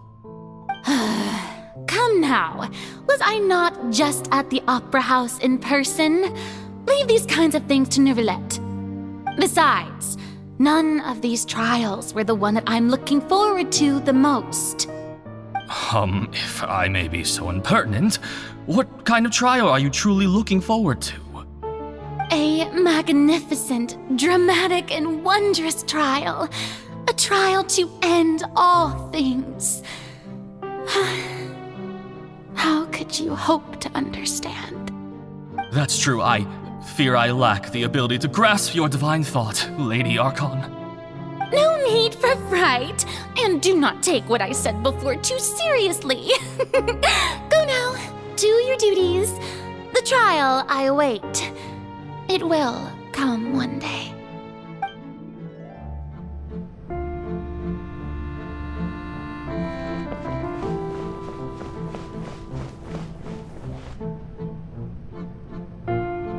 Lady Farina, I don't know what to say. Thank you for agreeing to see me.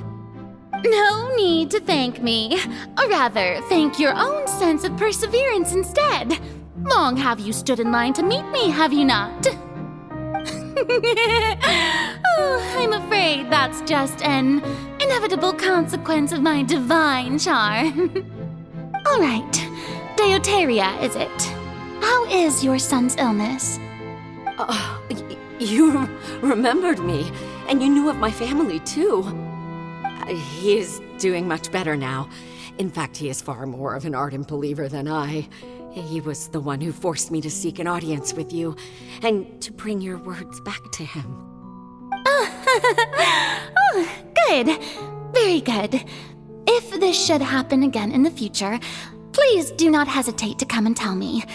Going down to citizens' homes every so often, while not usual practice, should serve as a fine change of pace. Ah, you're such a gentle and wise god. Thank you once again, on behalf of my son.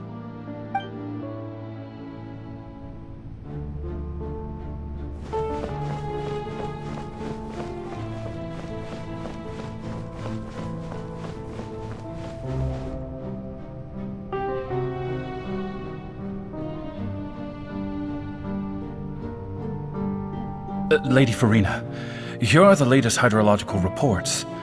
As for the specific parameters you asked to take note of, I'm afraid things still don't look good. I see. It's as I thought then. As your god, I did already expect this, but I wanted to see how far your human wisdom would allow you to analyze it. All manner of signs indicate that the prophecy will still come to pass. Forget it. That's not something you need to worry about right now. Well, as I understand it, the Fontaine Research Institute is also trying to find a way to counter the rising water levels. Really? Have they found anything? I'm afraid that they haven't found any effective solution thus far. Oh, is that so? Well, no wonder. This issue has reached the realm of the gods, after all. Still, their spirit is praiseworthy.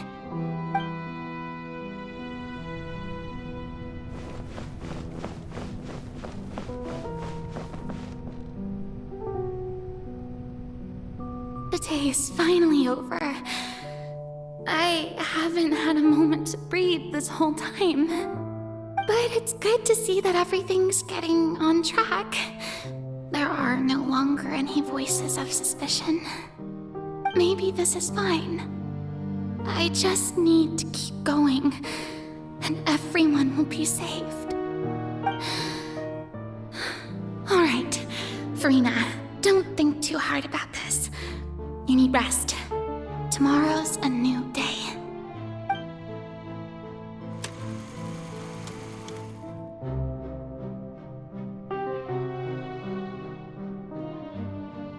Lady Farina, here are the new trial reports for the latest cases, as well as a summary of the follow-up. There'll be no need for that. I've seen them already. There's no need to go back over scenes I've witnessed in person before. Lady Farina, I've waited so long for this chance to see you in this manner. Indeed, my dear, loyal citizen. This joyous moment is an honor for us both.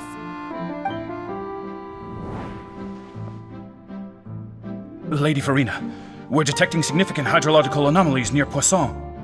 Understood. Keep monitoring. Keep me informed should anything come up at the Institute.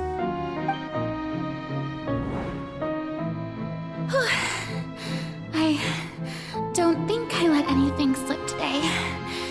I must show the people that there is nothing to worry about.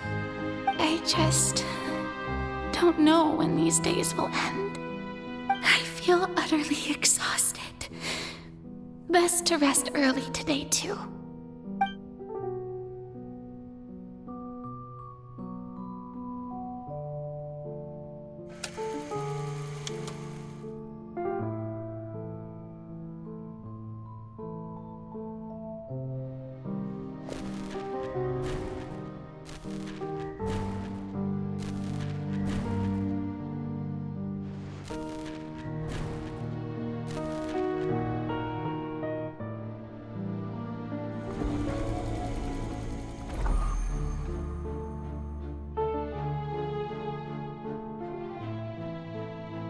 Lady Farina, it's like a dream being able to speak with you up close like this. I've heard that the first member of our family who was honored to receive an audience with you was Madame Deoteria, almost 20 generations ago. And what a fine family yours is indeed. It brings me great joy to meet such a faithful believer. A descendant of a line most ardent. Surely you exaggerate, Lady Farina. My lady? What is it, good citizen? Oh, are you crying? Oh, really now? I didn't even notice. This must be the overflow of hydro from my person. Well, can't quite help being the god whose dominion is the waters, can I? No wonder. A manifestation of your power, then. Oh, Archon, I am honored to have witnessed it. Honored indeed.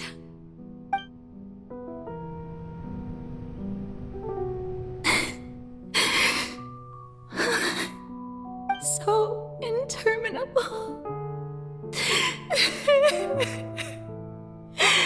So lonely. Just how much longer? Hundreds of years must have passed by now. Perhaps the show must go on for hundreds more. I never imagined that it would hurt so much. Have I reached my limit? No. Perhaps I reached it long ago. Today I didn't even notice my own tears. I want to tell someone, anyone, about this. But would that not destroy all I've done so far? I've conducted so many investigations across the centuries, but there's not even a sliver of hope that we might break the prophecy. All I can do is keep heart. I must maintain this act. It is the only way to save Fontaine. Please, mirror me. You have to succeed.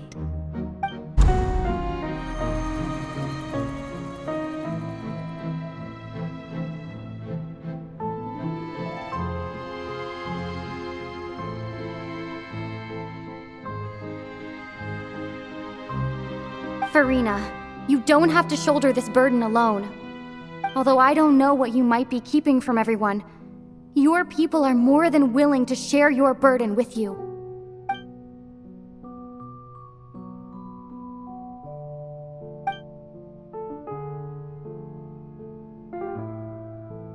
share my burden. That's impossible. It was fated right from the start that this would be my duty alone. But even if your burden doesn't need to be shared, you can still choose to confide in someone. Just share it with me. I'm what you'd call a witness. A witness? Yes, I've heard that you came to Tevat from beyond the stars, yes. In other words, you never belonged here. And if Tevat is, in its entirety, a show on a stage, then you're just a spectator, aren't you? If that's the case... She's right. I could confide in her, couldn't I? But if things don't play out as expected, the people of Fontaine will be the ones to pay the price. No, Farina, you shouldn't be selfish. But what if it's really all right? Farina, you've worked so hard for so long. Surely it would be okay to put yourself first for once. Just this once. Is it such an outrageous thing to do anyway? To find someone in whom you can confide your frustrations and sorrows? Surely it could not hurt. If you let this opportunity slip through your fingers, it might never come by again. Think about it long and hard.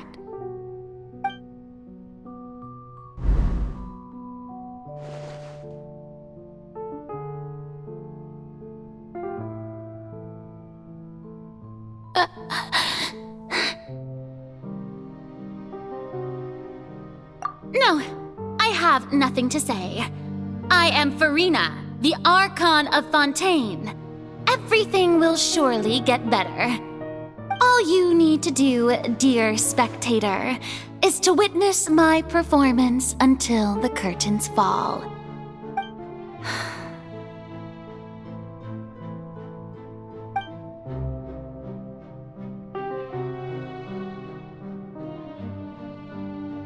Fine.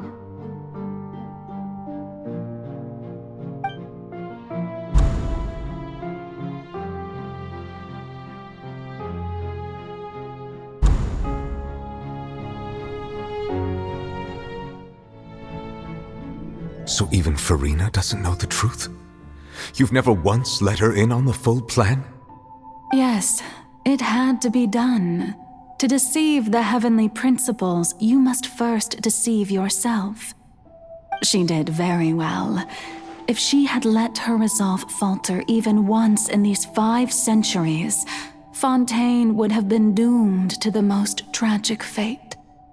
It seems that trusting humanity was the right decision after all. I believe that I understand how your deception works, but that is only half the truth, is it not? How would you build on this foundation to save the people of Fontaine? That is the most important thing. Ah, good. Of course, the Iudex of Fontaine has pinpointed the crux of the issue. I'm sure you've long sensed that the Oratrice is no simple machine, yes? I've always suspected that it had its own consciousness. And Lenny did mention that he heard a human voice within the core chamber. It now seems that that person was you, hidden within the machine all along. Am I right? And then I became one with the Oratrice, taking Fontaine's gnosis with me. Yes, it would seem so, wouldn't it? Alas, your understanding of this device still lacks sufficient depth. In truth, it is no enactor of justice. It is, in fact, a device created to kill the god of justice. I beg your pardon? Oh, you have it. And to be more precise, not only will the Oratrice take down the god of justice, it will also take down the divine throne upon which she has been placed. I mean, did you think I would be the sort to enjoy peaceful repose while Farina suffered? My work over these last 500 years has been to constantly accumulate indemnitium within the oratories. But really, some have already discovered that only a small fraction of the energy generated by the device was ever used to provide power to Fontaine. The vast majority had to be accumulated to enact this death sentence. It was all a part of your plan then? Both the trial and the sentence? Indeed. This power, accrued over 5 centuries, could have sustained Fontainians for millennia had it only been used for that purpose. Almost all of it has now been stored within the oratories. But only power of this magnitude could hope to destroy the Hydro Archon's divine throne, shaking the rules established by Celestia and breaking through the institution that is the Seven. So the Oratrice's call for death was for neither Farina nor Focalor, but for the Hydro Archon. The destruction of that divine throne. If I do not misunderstand your intent, you must be... returning what's rightfully yours to you, of course.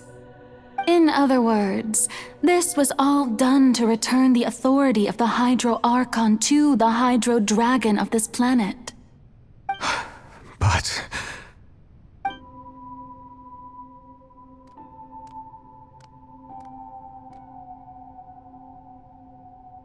Oh, what? Getting sad again, are we? The authority of the ancient dragons shall soon be yours once more, O Hydro Dragon Sovereign. And this is the face you make. All you've done throughout the years is just so you can sacrifice yourself at the very end. I've never quite seen it that way, you know. Even now, I'm quite pleased at how well my deception worked.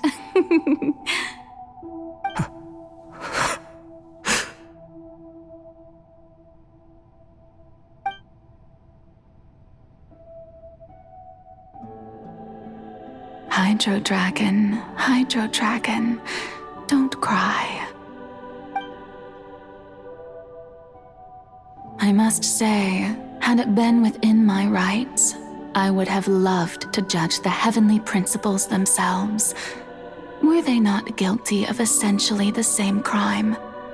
Egeria stole the power of the primordial sea, and the heavenly principles stole the power you ancient dragons possessed. I, for my part, am the god of justice. And is it not just that your original powers should be returned to you? Speaking of justice, I have always believed that justice lies in the process of pursuing human existence itself. So, if the theft of the primordial sea's might was Fontaine's original sin, then, leaving matters of procedural right and wrong aside, the descent of the Fontainians as humans and their right to exist in this world would be Fontaine's original justice. In other words, existence was Egeria's justice, and to me, justice is the continuation of that existence. Defying the prophecy and ensuring that Fontaine's people shall live on, that should be the justice enthroned over all others. At this point, we, whether it be myself or all other Fontainians, have shouldered the burden of this sin for far too long.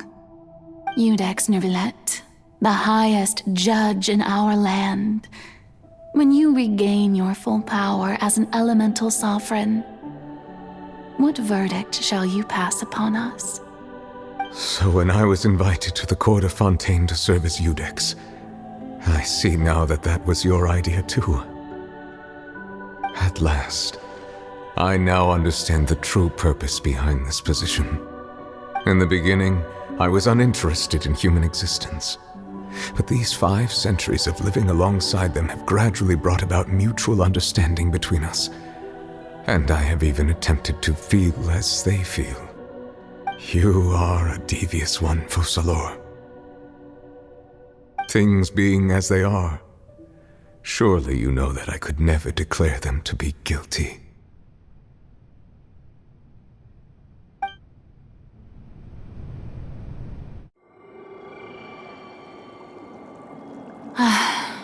The hour of my execution is almost here. For the sinner, the curtain call has come. I know I may not sound it, but faced with death, I find myself a little afraid. Perhaps this is one thing both gods and humans have in common.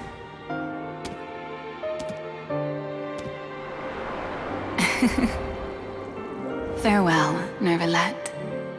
I hope you've enjoyed the part you played these 500 years.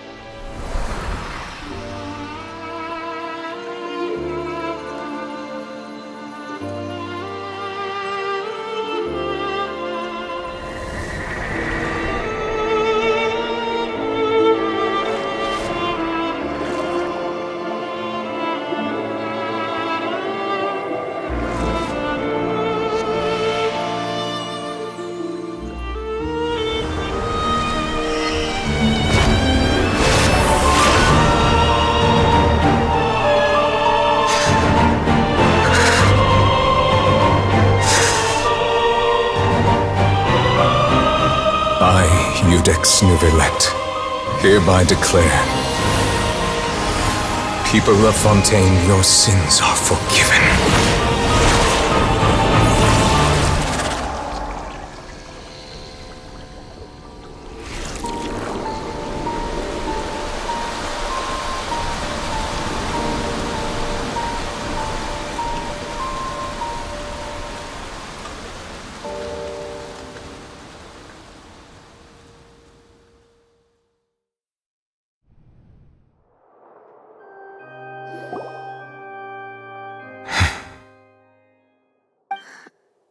What just happened?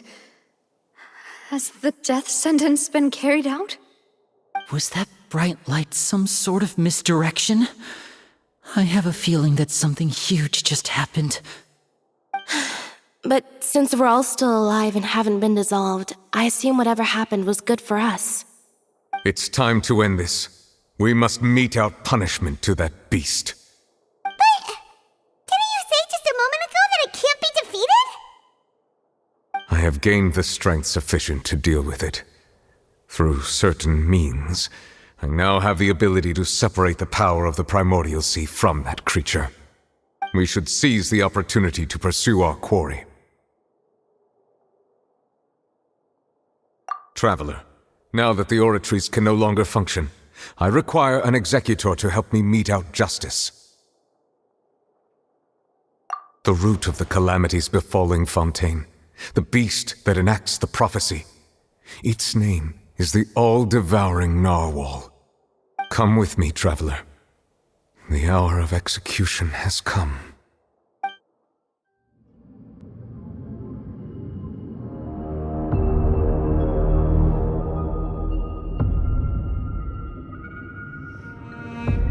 Yeah.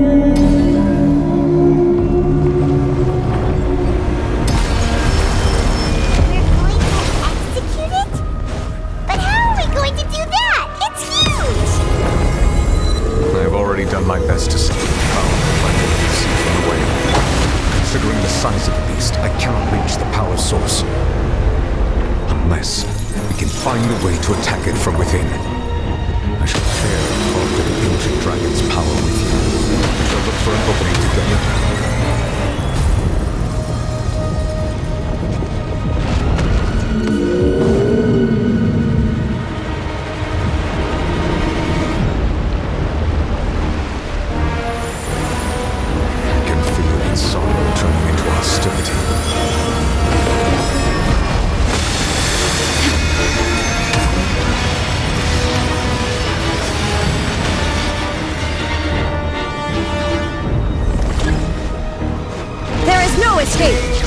Inazuma shines eternal!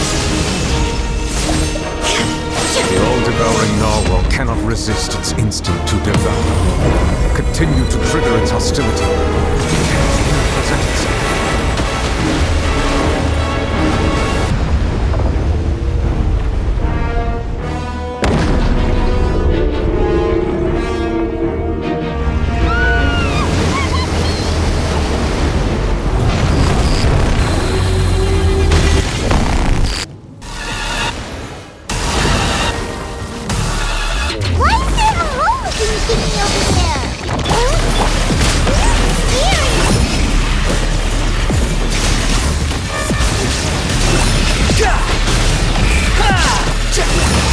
Know your place!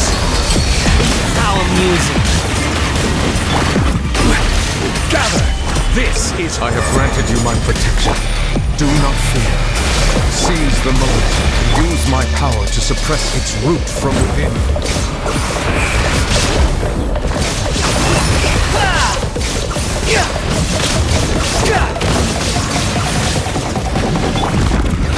Solidify!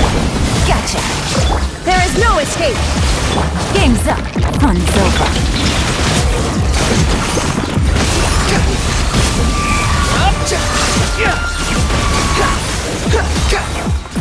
Upon the gale.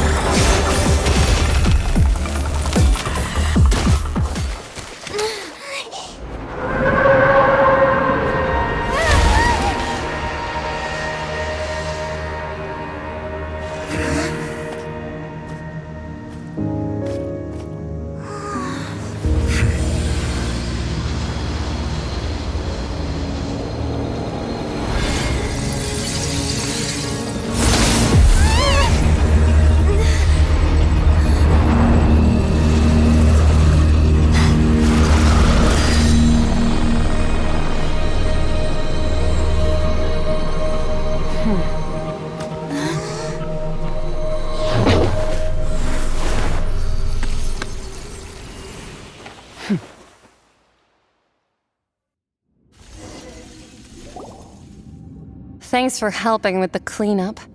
It should have been my job, but... oh well. It was just supposed to be a short private training session for me. I didn't think that my disciple and my master's pet would start brawling in the meantime. Well, actually, I had a feeling that it would happen at some point, but they bumped into one another earlier than I thought. What a blunder. I suppose I'll have to swing my sword 3 million times as penance. Power. Who are you exactly? Paimon has an idea. From what she said earlier, she must be Child's master. Skirk, right? It's just that he gave us the impression that she was the less talkative person. I simply did not have anything to say to the weak. But you, on the other hand, managed to defeat the all-devouring narwhal without using power from beyond this world. So you may speak to me as equals.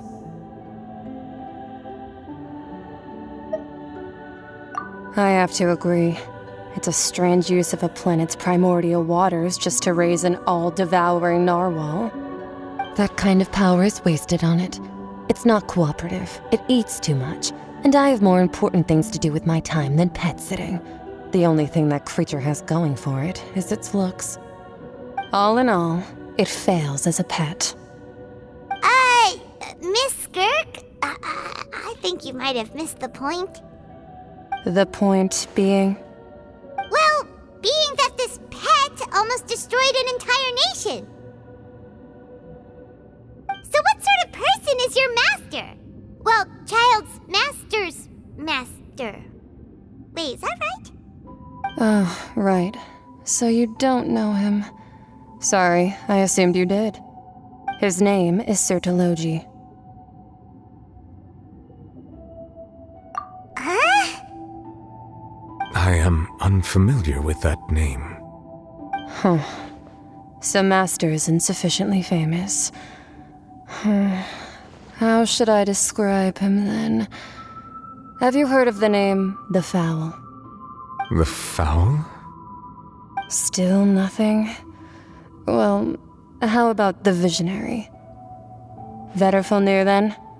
Or Gold Rhindaughter? Ooh, that one we've heard! Rhindaughter's part of the Hexen Circle. She's Albedo's mom, right? Oh, so you do know that name. To be honest, I also heard all of those names and titles from my master. I don't actually know them either. But I suppose you understand now, yes? My master is likely a similar sort to Rhindaughter. They are both pursuing some form of perfection. Wait, didn't you also mention a visionary person? Hyman didn't quite catch their name. Actually, never mind that. I believe it expedient to inform you that the all-devouring narwhal used up nearly all its strength fighting you. Such roiling hydro energies will prove difficult for the planet's deep seas to digest. As such, the Fontaine back on the surface has most likely been thrown into chaos. In other words, the prophecy that you've been fretting over should now be in full swing. What?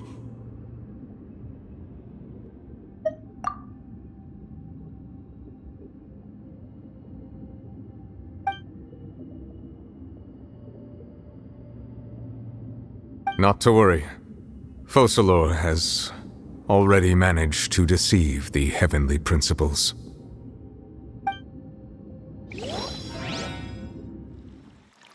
In the end, the people will all be dissolved into the waters, and only Farina will remain, weeping on her throne.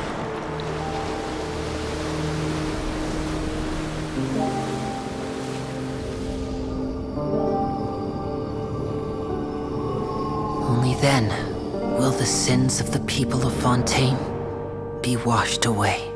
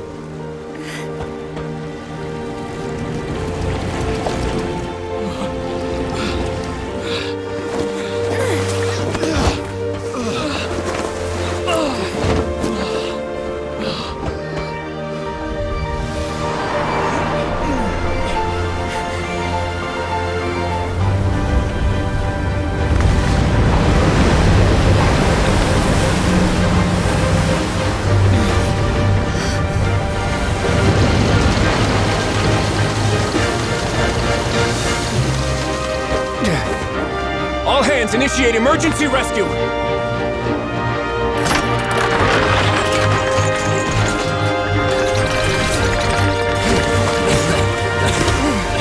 Hurry!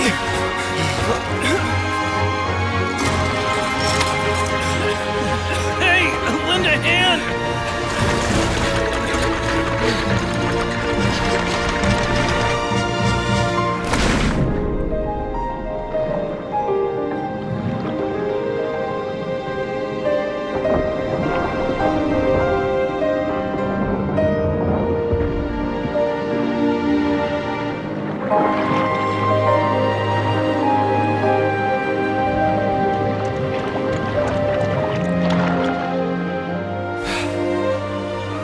Look!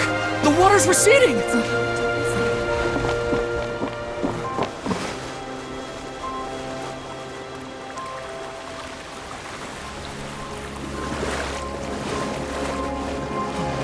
It's a miracle! Water's receding. We didn't dissolve. The prophecy was wrong. The prophecy was wrong.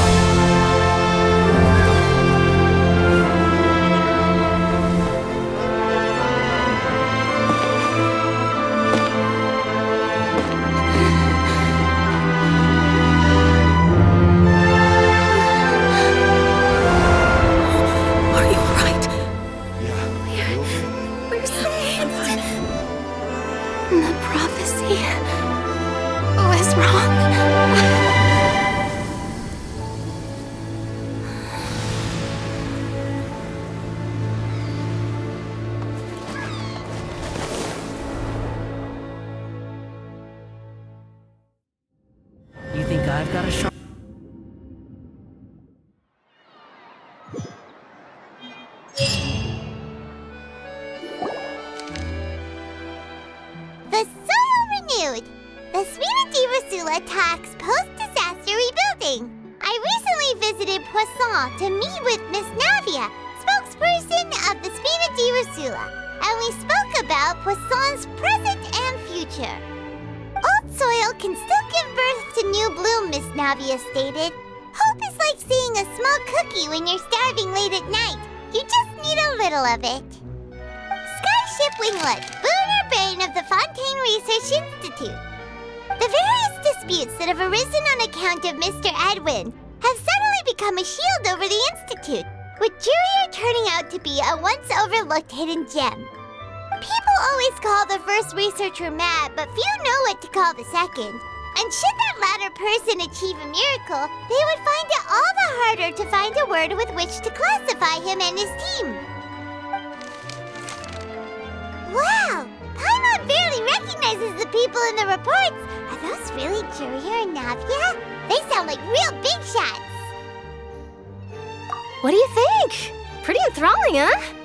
The Steambird's idea was pretty simple. With the disaster just having passed, we would print a free edition packed to the margins with good news to calm people down. The value for these big scoops lies in their inevitable follow-ups. We'll publish further reports and go into the stories behind those people. Edwin's assistant, Jurier, created a true flying ship, while Navia is leading people in the reconstruction of their home. I'm sure that these stories could draw even your well-traveled eye.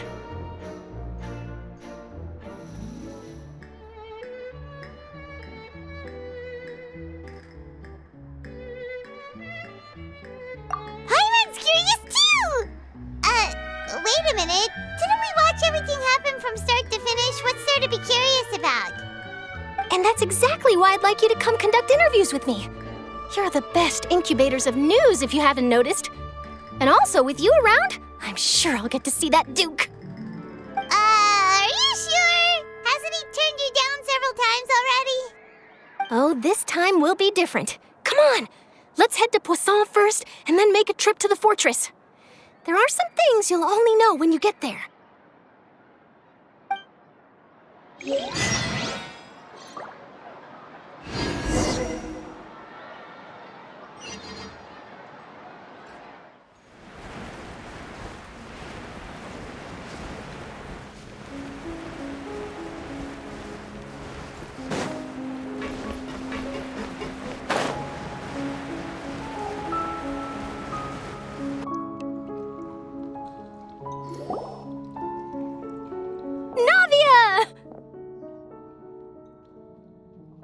Oh, it's you. What brings you all here? Hey, we're just having a look around. I'm here to update myself on how things are going here. Oh, the Fatui are here too. Let me introduce you. This is Mr. Garunt Snežević. He represented the Knave in sending us a large amount of supplies, and is helping with our work. Our residents are hard at work as well. Thanks to everyone, work is progressing nicely. We've lost a lot of people, but we're moving forward. That will have to be enough. Hello, Miss Charlotte. I'm a big fan of yours. I especially like that article you wrote last year about Fontaine's stray cats. But if you don't mind, could you not emphasize our role too much in your report? It's not charity we're doing here. We just happen to share the same interests as the Spina. I get where you're coming from. I'll keep it as simple as possible. Or would you be willing to feature as friendly neighbors? That would be fine. Thanks. Oh, you're back too. How are things? We finished laying down the construction materials. It'll be another hour before the workers are able to go over there. Huh? You're here too, Clorinde? Well, her reputation's greatly risen after that whole duel business with Miss Farina, so she's here in Poisson to wait out the heat. All right. She really came here to help me out. There's too much to consider in the reconstruction of Poisson. The Spina has need of more decision-makers. And, well, I do already happen to be connected to Mr. Callis. Oh, wait just a moment. Do you mind me asking a few questions? You know, about how you felt before the duel, about what it was like facing down a god. There's lots of exciting material there, I bet. Forget it. I'm sure you can find a better theme than that, Miss Charlotte. I see you're the same as always. Couldn't you do me a favor, for Navia's sake? Well, if we're talking about doing things for my sake, you might as well just take a few more photos of me. Or of the Traveler. It's better than wasting time persuading Chlorand, at any rate. Of course I will. I'm not gonna let her off that easy. All right, then everyone who wants to be in the photo, gather up. And smile.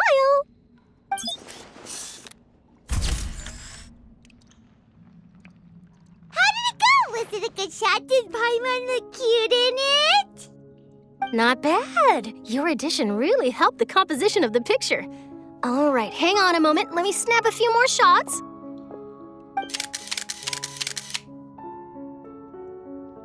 All right, that should do it. I'll be back here later anyway, so let's call it a day.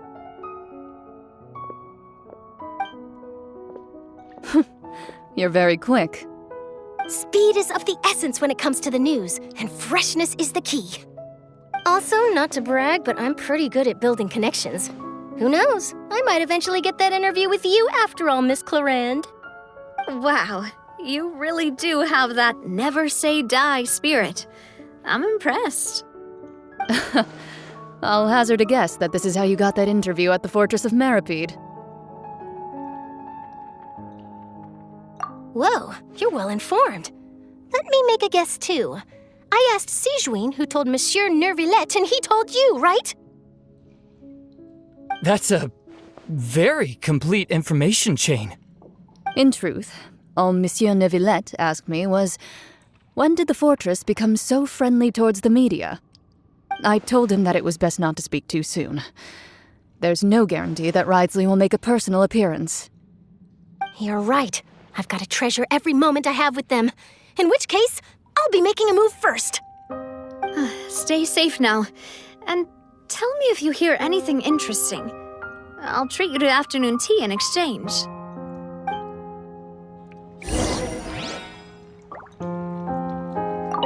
You seem curious about the fortress. Of course. That Wriothesley. I still remember going down to the fortress to grill him for information on my father's case. Boy, did he take me for a ride. Without telling me anything, of course. But he did invite you to tea, didn't he? 2 large pots of it, in fact. It was good tea, though. I have to agree. The tea there is very good. Speaking of that, would you like to have some today? I mean, you've got time, right? Well, I'd be partial to some shortbread.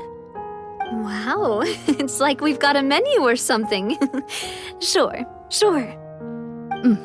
Good. What flavor of biscuits would you like, Mr. Snezhevich? Me? I'm fine with anything, but I would prefer chocolate should you have it. All right, leave it to me. I'll go over the newly arrived supplies with you later, Mr. Snezhevich. We should be able to finish the preparatory work today. That works great for me.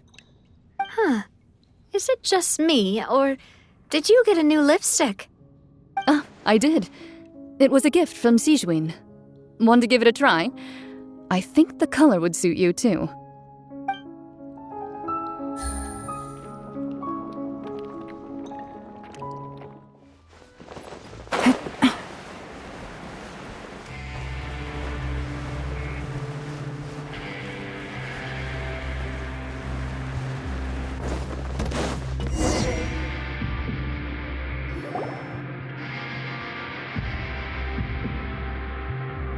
Wow, guess we're here again, huh? There's a real nostalgic feeling to this place. Looks like you've been missing us. Duke! Did you come all the way to the entrance to greet us? Of course. I'm here to welcome you and our dear Miss Charlotte, whom our good head nurse recommended to me. It's an honor to finally meet the much-rumored Duke. Thank you for consenting to my visit to the fortress, sir. No need to thank me. But that said, I shouldn't be the focus of your interview. I trust you recall our agreement? Of course. All right then, this way.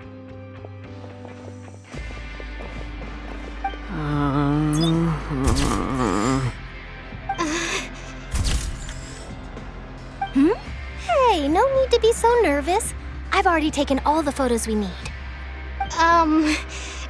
Miss Charlotte, do these pictures really need to be published on the cover of the Steambird? It would seem that Miss Lorvine doesn't want her face to appear beside that of Mr. Jurier, Sir, please don't say things like that. But it looks like dear Mr. Jurier denies it.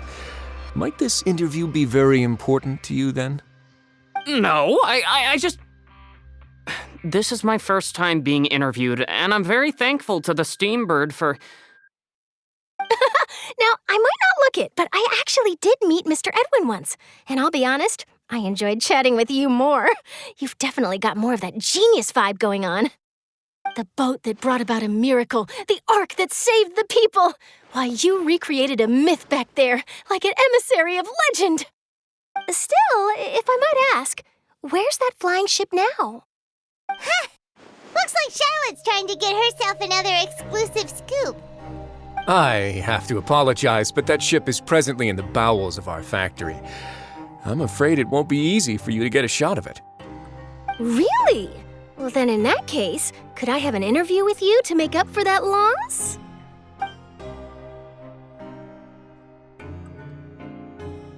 You already know my answer, I'm afraid. Best you interview our head nurse instead. Or perhaps you'd like to take another photo of this couple of researchers? Did you really have to use the word couple? Well, then 2 solo photos will do. Is my hair messed up? Please, someone help me have a look. Things sure are getting pretty lively here. We've seen this kind of thing before. Oh, seems like everyone's here. Would any of you like to try this new drink I came up with? Ah, Siegeween. Hey, Miss Charlotte. Why don't you, take some pretty photos of our head nurse? Sure. Come on, Miss Siegeween, over this way. Let's find a brighter spot. Huh? Sure. Do I have to smile? So, how have things been at the fortress?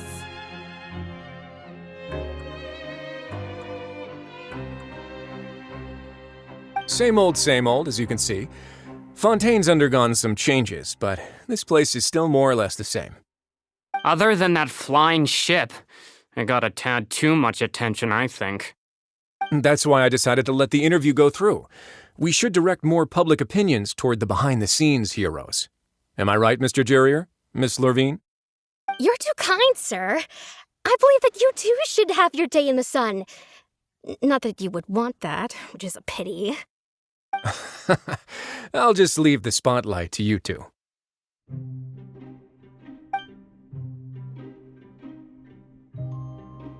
I see. Lots of things happened that day, huh? Anyway, regarding that Harbinger, I'm not sure you remember, but his 3 young followers are still waiting for his return. He sure did win them over, huh? I'll tell them that there's good news and bad news. The good being that their boss seems fine, and the bad being that they must face extended sentences for abetting his escape. Oh, actually, what about you? Are things gonna change for you too? What change can there be? The fortress will keep chugging along, and so will my duties. As to what Miss Farina's departure will mean for the nation, and if our laws and governance will be transformed, we'll leave those to the folks in the overworld. Hey everyone, the photo shoot's done. Good. In that case, let's call it a day here. Thanks for your cooperation. Come on, Traveler, let's go. Till next time, everyone. There'll be a next time? Maybe. Who knows? I might write a story about the underwater factory next time. Until then. All right, last stop, the docks.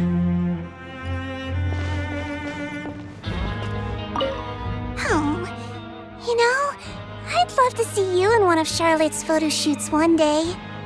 Is that really necessary? Our line of work doesn't really require much photographing. It's precisely because we don't need the picture that the they'll have value as keepsakes.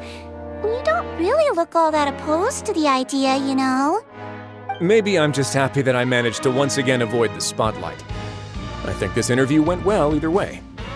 Yes, you successfully kept prying eyes away by using Mr. Jurier and Miss Lorvine as shields. Very good. You should be happy for them. They have a bright future ahead of them.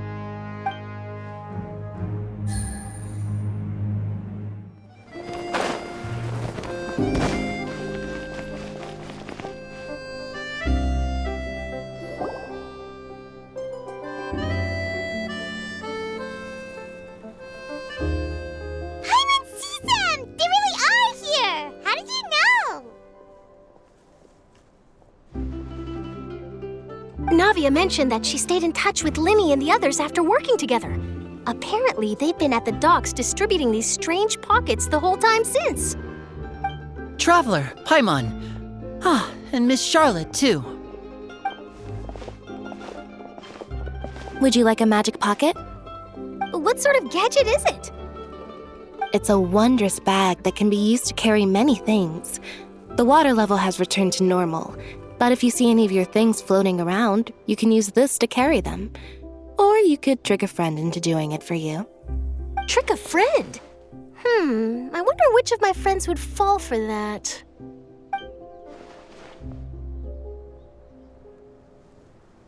You could just make a friend like Fremine here. Isn't that right, Fremine? Is this what you meant by, I'll help you make some more friends? To be honest, that sounds pretty sweet. Could I have your contact, please? Sure. Please, write down my address. You sure are working hard to help Fremine socialize. He was the one who proposed doing this. He even wants to assist in our magic shows.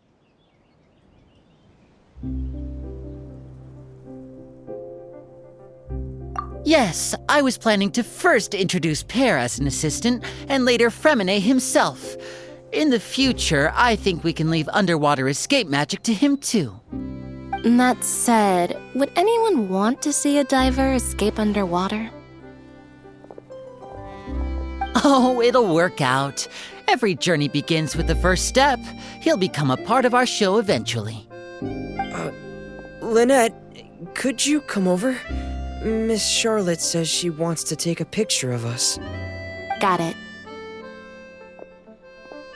My, that Charlotte is rather perceptive. She got rid of everyone the moment she realized I had something to say to you. So, how have things been, Traveler?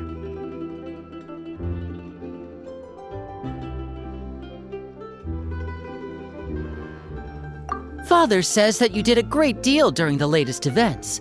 She's very grateful for your contributions to Fontaine. That's all right. We were more than happy to help.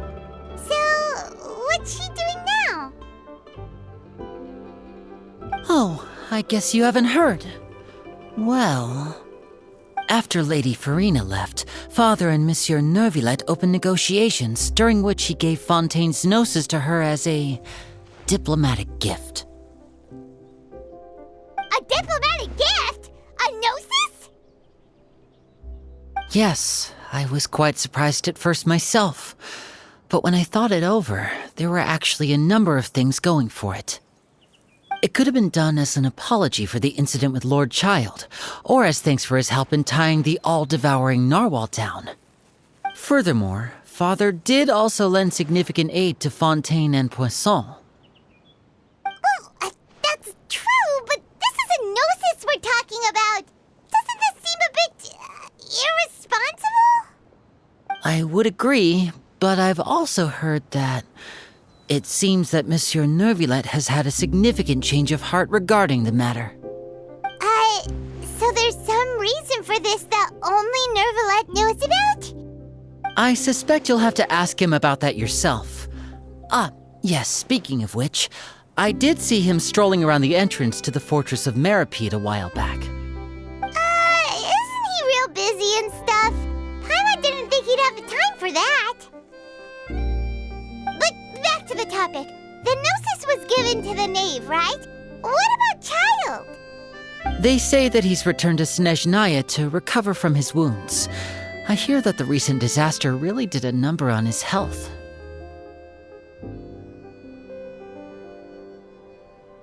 That's true. When you think about it, we've had loads of run-ins with the Fatui. To think we'd be allied with them this time. So shocked by such a simple switching of sides?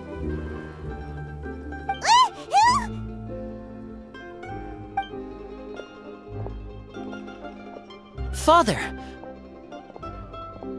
Well, what do you know? Come to the docks to see how my children are doing and meet the Traveler by chance. Please do not pay my accomplishments in Fontaine too much mind. I would have done them regardless. Are you going to take the Gnosis back to Snezhnaya? That is our duty as harbingers, yes. Don't be too preoccupied with sides. The goal of the Fatui concerns not a single place or person, but the entire world. With such a grand goal in mind, it is inevitable that we must wear many masks. Switching my masks is something I've always done. Well, that depends on many things.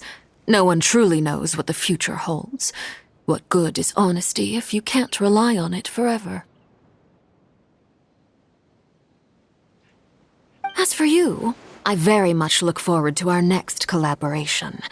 Good things cannot be achieved alone, and you've proved yourselves to be great partners.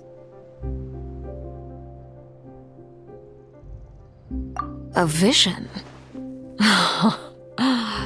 All right. I'll remember to return it. Thank you for keeping it safe for him this entire time. And that's a wrap for me. Huh? You're...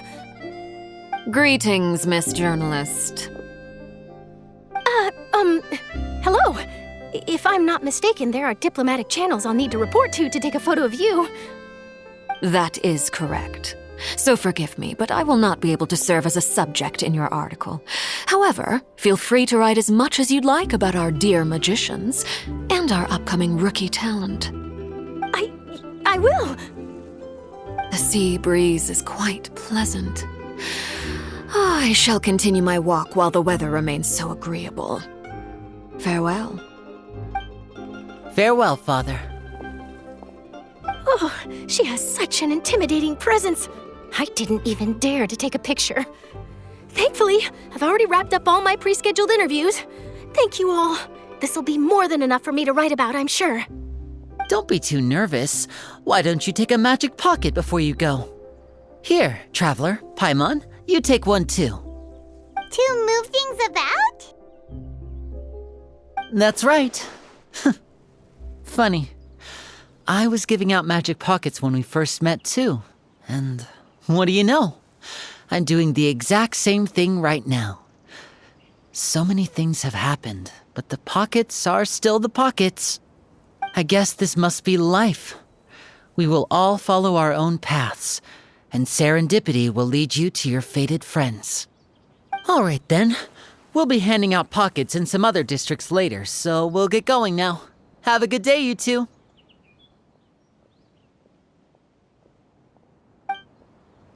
Well, guess we sent Charlotte off. Shall we go see how Neverlette's doing? As long as he's not so busy that he doesn't have time to chat anyway.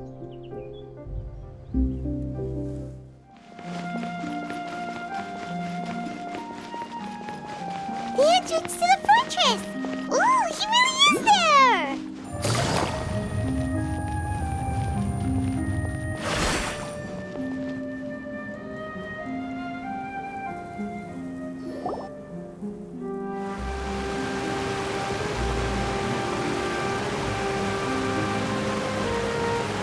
So, you really are here, Neverlette! Paimon didn't think you were going to have free time this hour of the day. Really?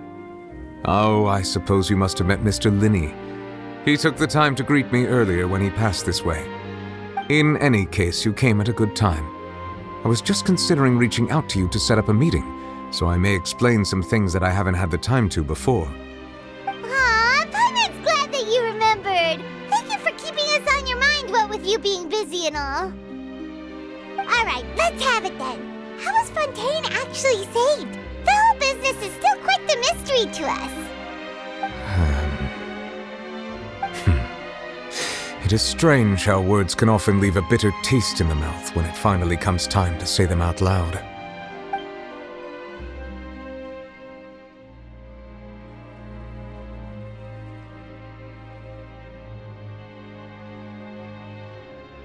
Whoa. So that's what happened?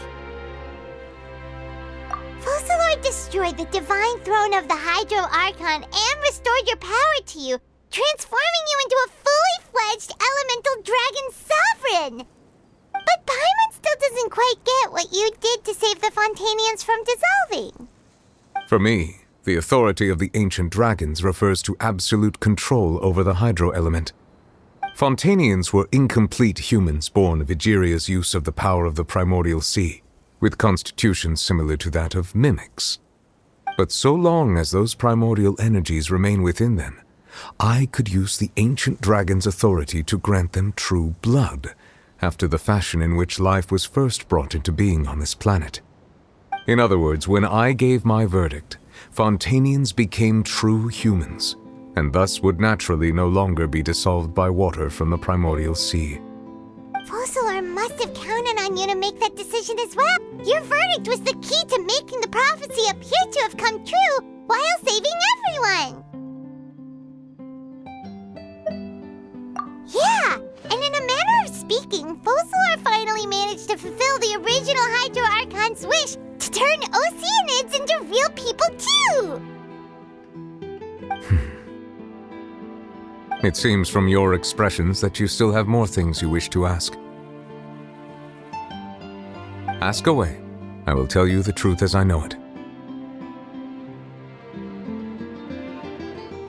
I have investigated his case along many avenues, and I have learned that he once fell into an unknown chasm when he was young. There, by chance, he awakened the all-devouring narwhal. But whether it be by sentiment or reason, that should not have been enough to consider him the root cause of the disaster. At most, he would have had tangential liability. As for the judgment passed by the Oratrice during the trial, whether it was due to that liability by association or Focalor deliberately using him to buy time for us on the assumption that he would be able to hold the creature off, I cannot say.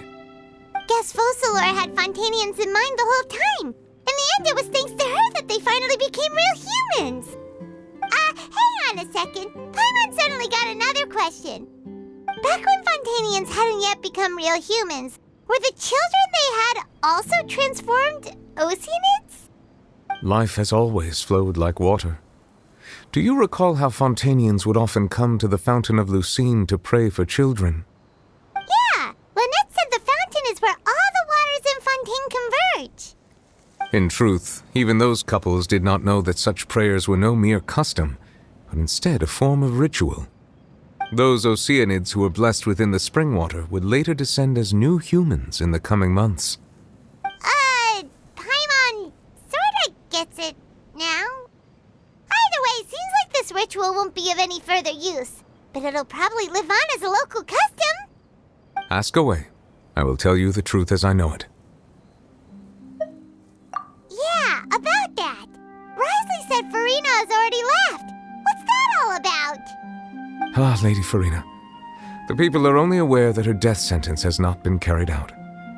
She abdicated the post of Hydro Archon and left affairs related to that title to me, before leaving the Opera House. I related Focalor's words to her faithfully and completely. After hearing them, she seemed neither saddened nor comforted. She simply said that she was tired and needed to rest. Having said that, she then packed her things and moved out of the Opera House, not unlike how an ordinary person might. But she's still got a place to stay, right? You need not worry. I will make arrangements to ensure that she will not want for food, clothing, board, or travel.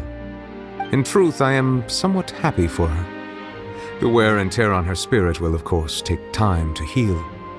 But now that she no longer has to play the role of Focalor the Hydro Archon, she can finally lay down her burdens and lead a normal life.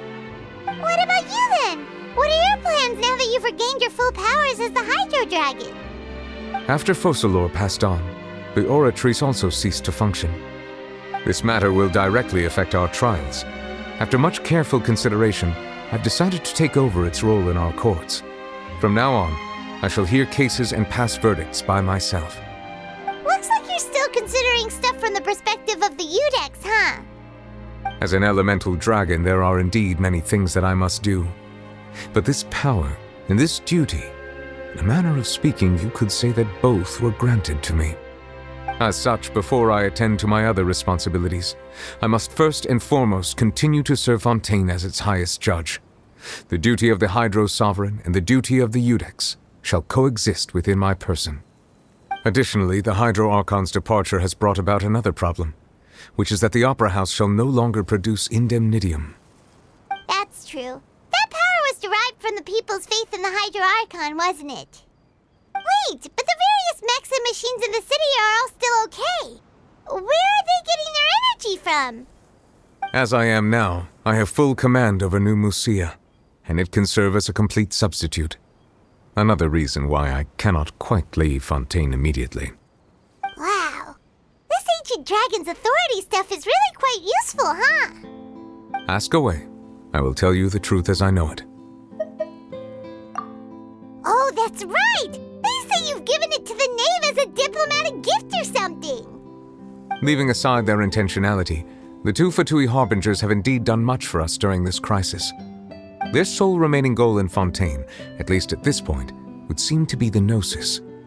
The Oratrice has ceased to function. The Hydro Archon's divine throne is now no more, and I do not need the Gnosis's power.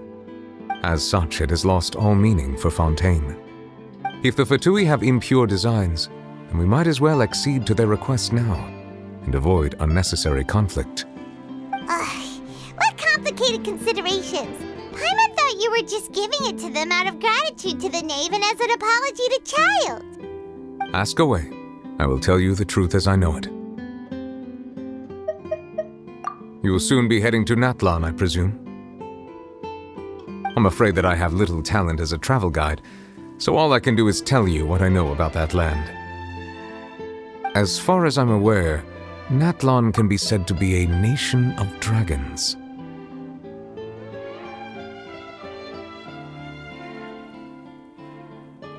A nation of dragons?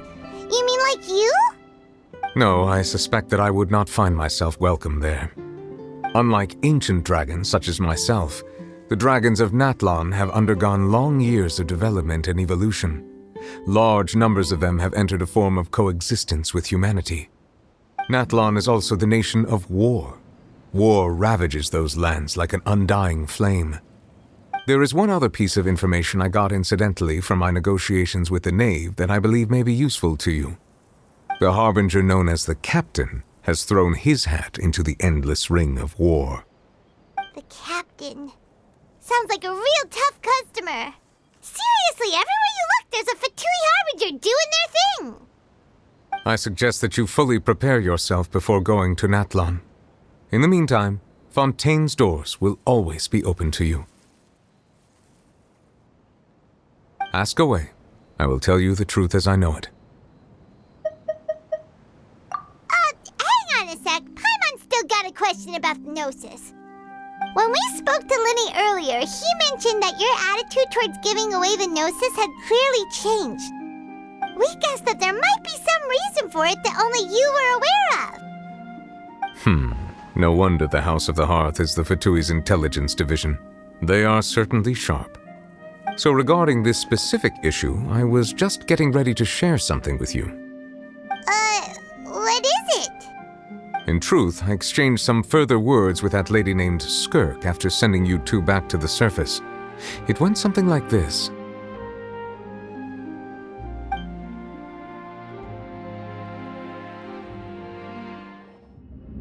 Well, we're going to head topside to see what's going on. You hurry over soon as well, all right, Nervalet?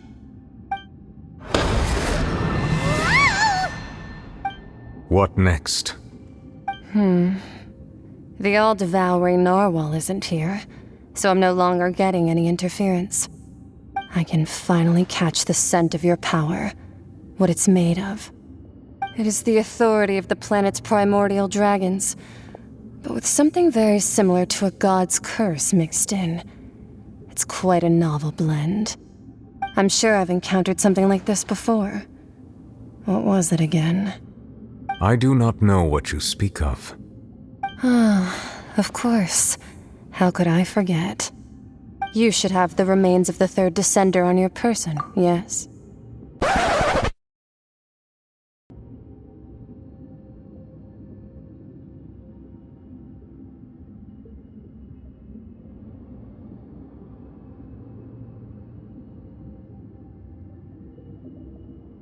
Remains? I've never heard of any such thing. Huh. According to your parlance, I believe it may be called a gnosis. Well, that much is true. After Focalor's divinity faded, she handed her gnosis to me. But I fear I have never heard of it described in the manner that you just did. I've been training with my master, the Foul, ever since I was young, and I have never returned to the surface since. So most of the information I possess, I got from him. It is only natural for those who are greater than humanity to possess a different sort of common sense, which is why there are so many problems in our attempts to communicate with humans. Regardless, you should probably get rid of objects of misfortune to prevent any disasters from befalling you. To live in itself is a blessing, but once a person dies, the bonds he once had with this world shall all turn to curses. What do you mean by that? No need to fret. These are just my personal thoughts, and my reason for no longer wishing to return to the surface. This third descender you refer to, who are they? And when did they die? Master never mentioned them to me. Perhaps it just wasn't that important for me to know. If you're interested, though, I could ask him. I'll be sure to pass the answer on to you next time. Next time? You believe we will meet again? I do. Wait. I have a disciple of my own, don't I? He can be the messenger then.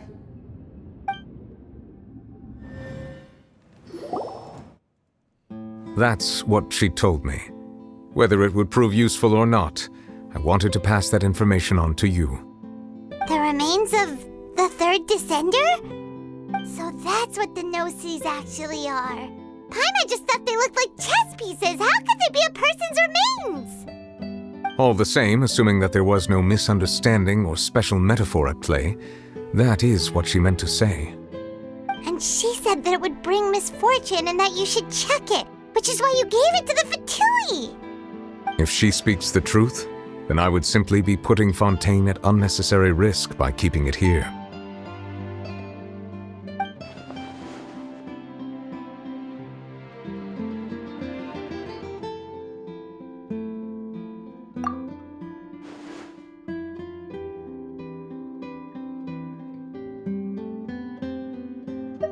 I had guessed that you might already be familiar with this concept, but I did not expect you to be one of them. That means that the Gnosis, which are exceedingly element-compatible and can even enhance elemental abilities, do indeed come from the third descender. I wonder, does your body also possess similar properties?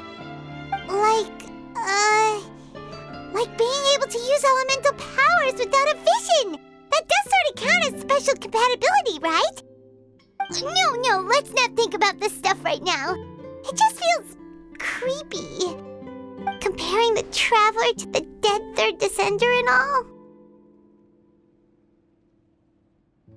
That's what you say, but this topic still feels like bad luck. Once Child recovers, let's get some more answers out of him. Or go look for his master and get the answers that way. I too believe it unwise to make too many blind guesses when information is lacking. The same is true of being at court. All right. Whatever the case, it seems like the crisis here in Fontaine's over for now. Yes.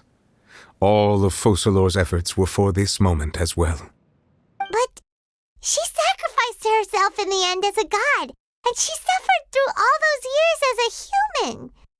Was that really what she wanted? I suppose that would be the mystery of a god's will. I suspect not. But once in a while, I too would guess that if wishes were like the clouds in the sky, they will one day return to the earth as raindrops. Life flows like water, and rain is the final answer. The water levels may sometimes tilt one way or another, but the rain falls fairly upon all. And what, ultimately, is the difference between the rains that fall upon all of us?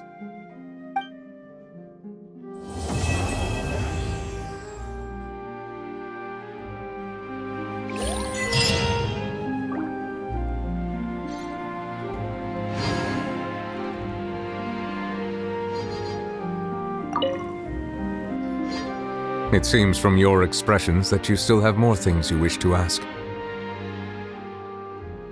Ask away. I will tell you the truth as I know it. I suggest that you fully prepare yourself before going to Natlan.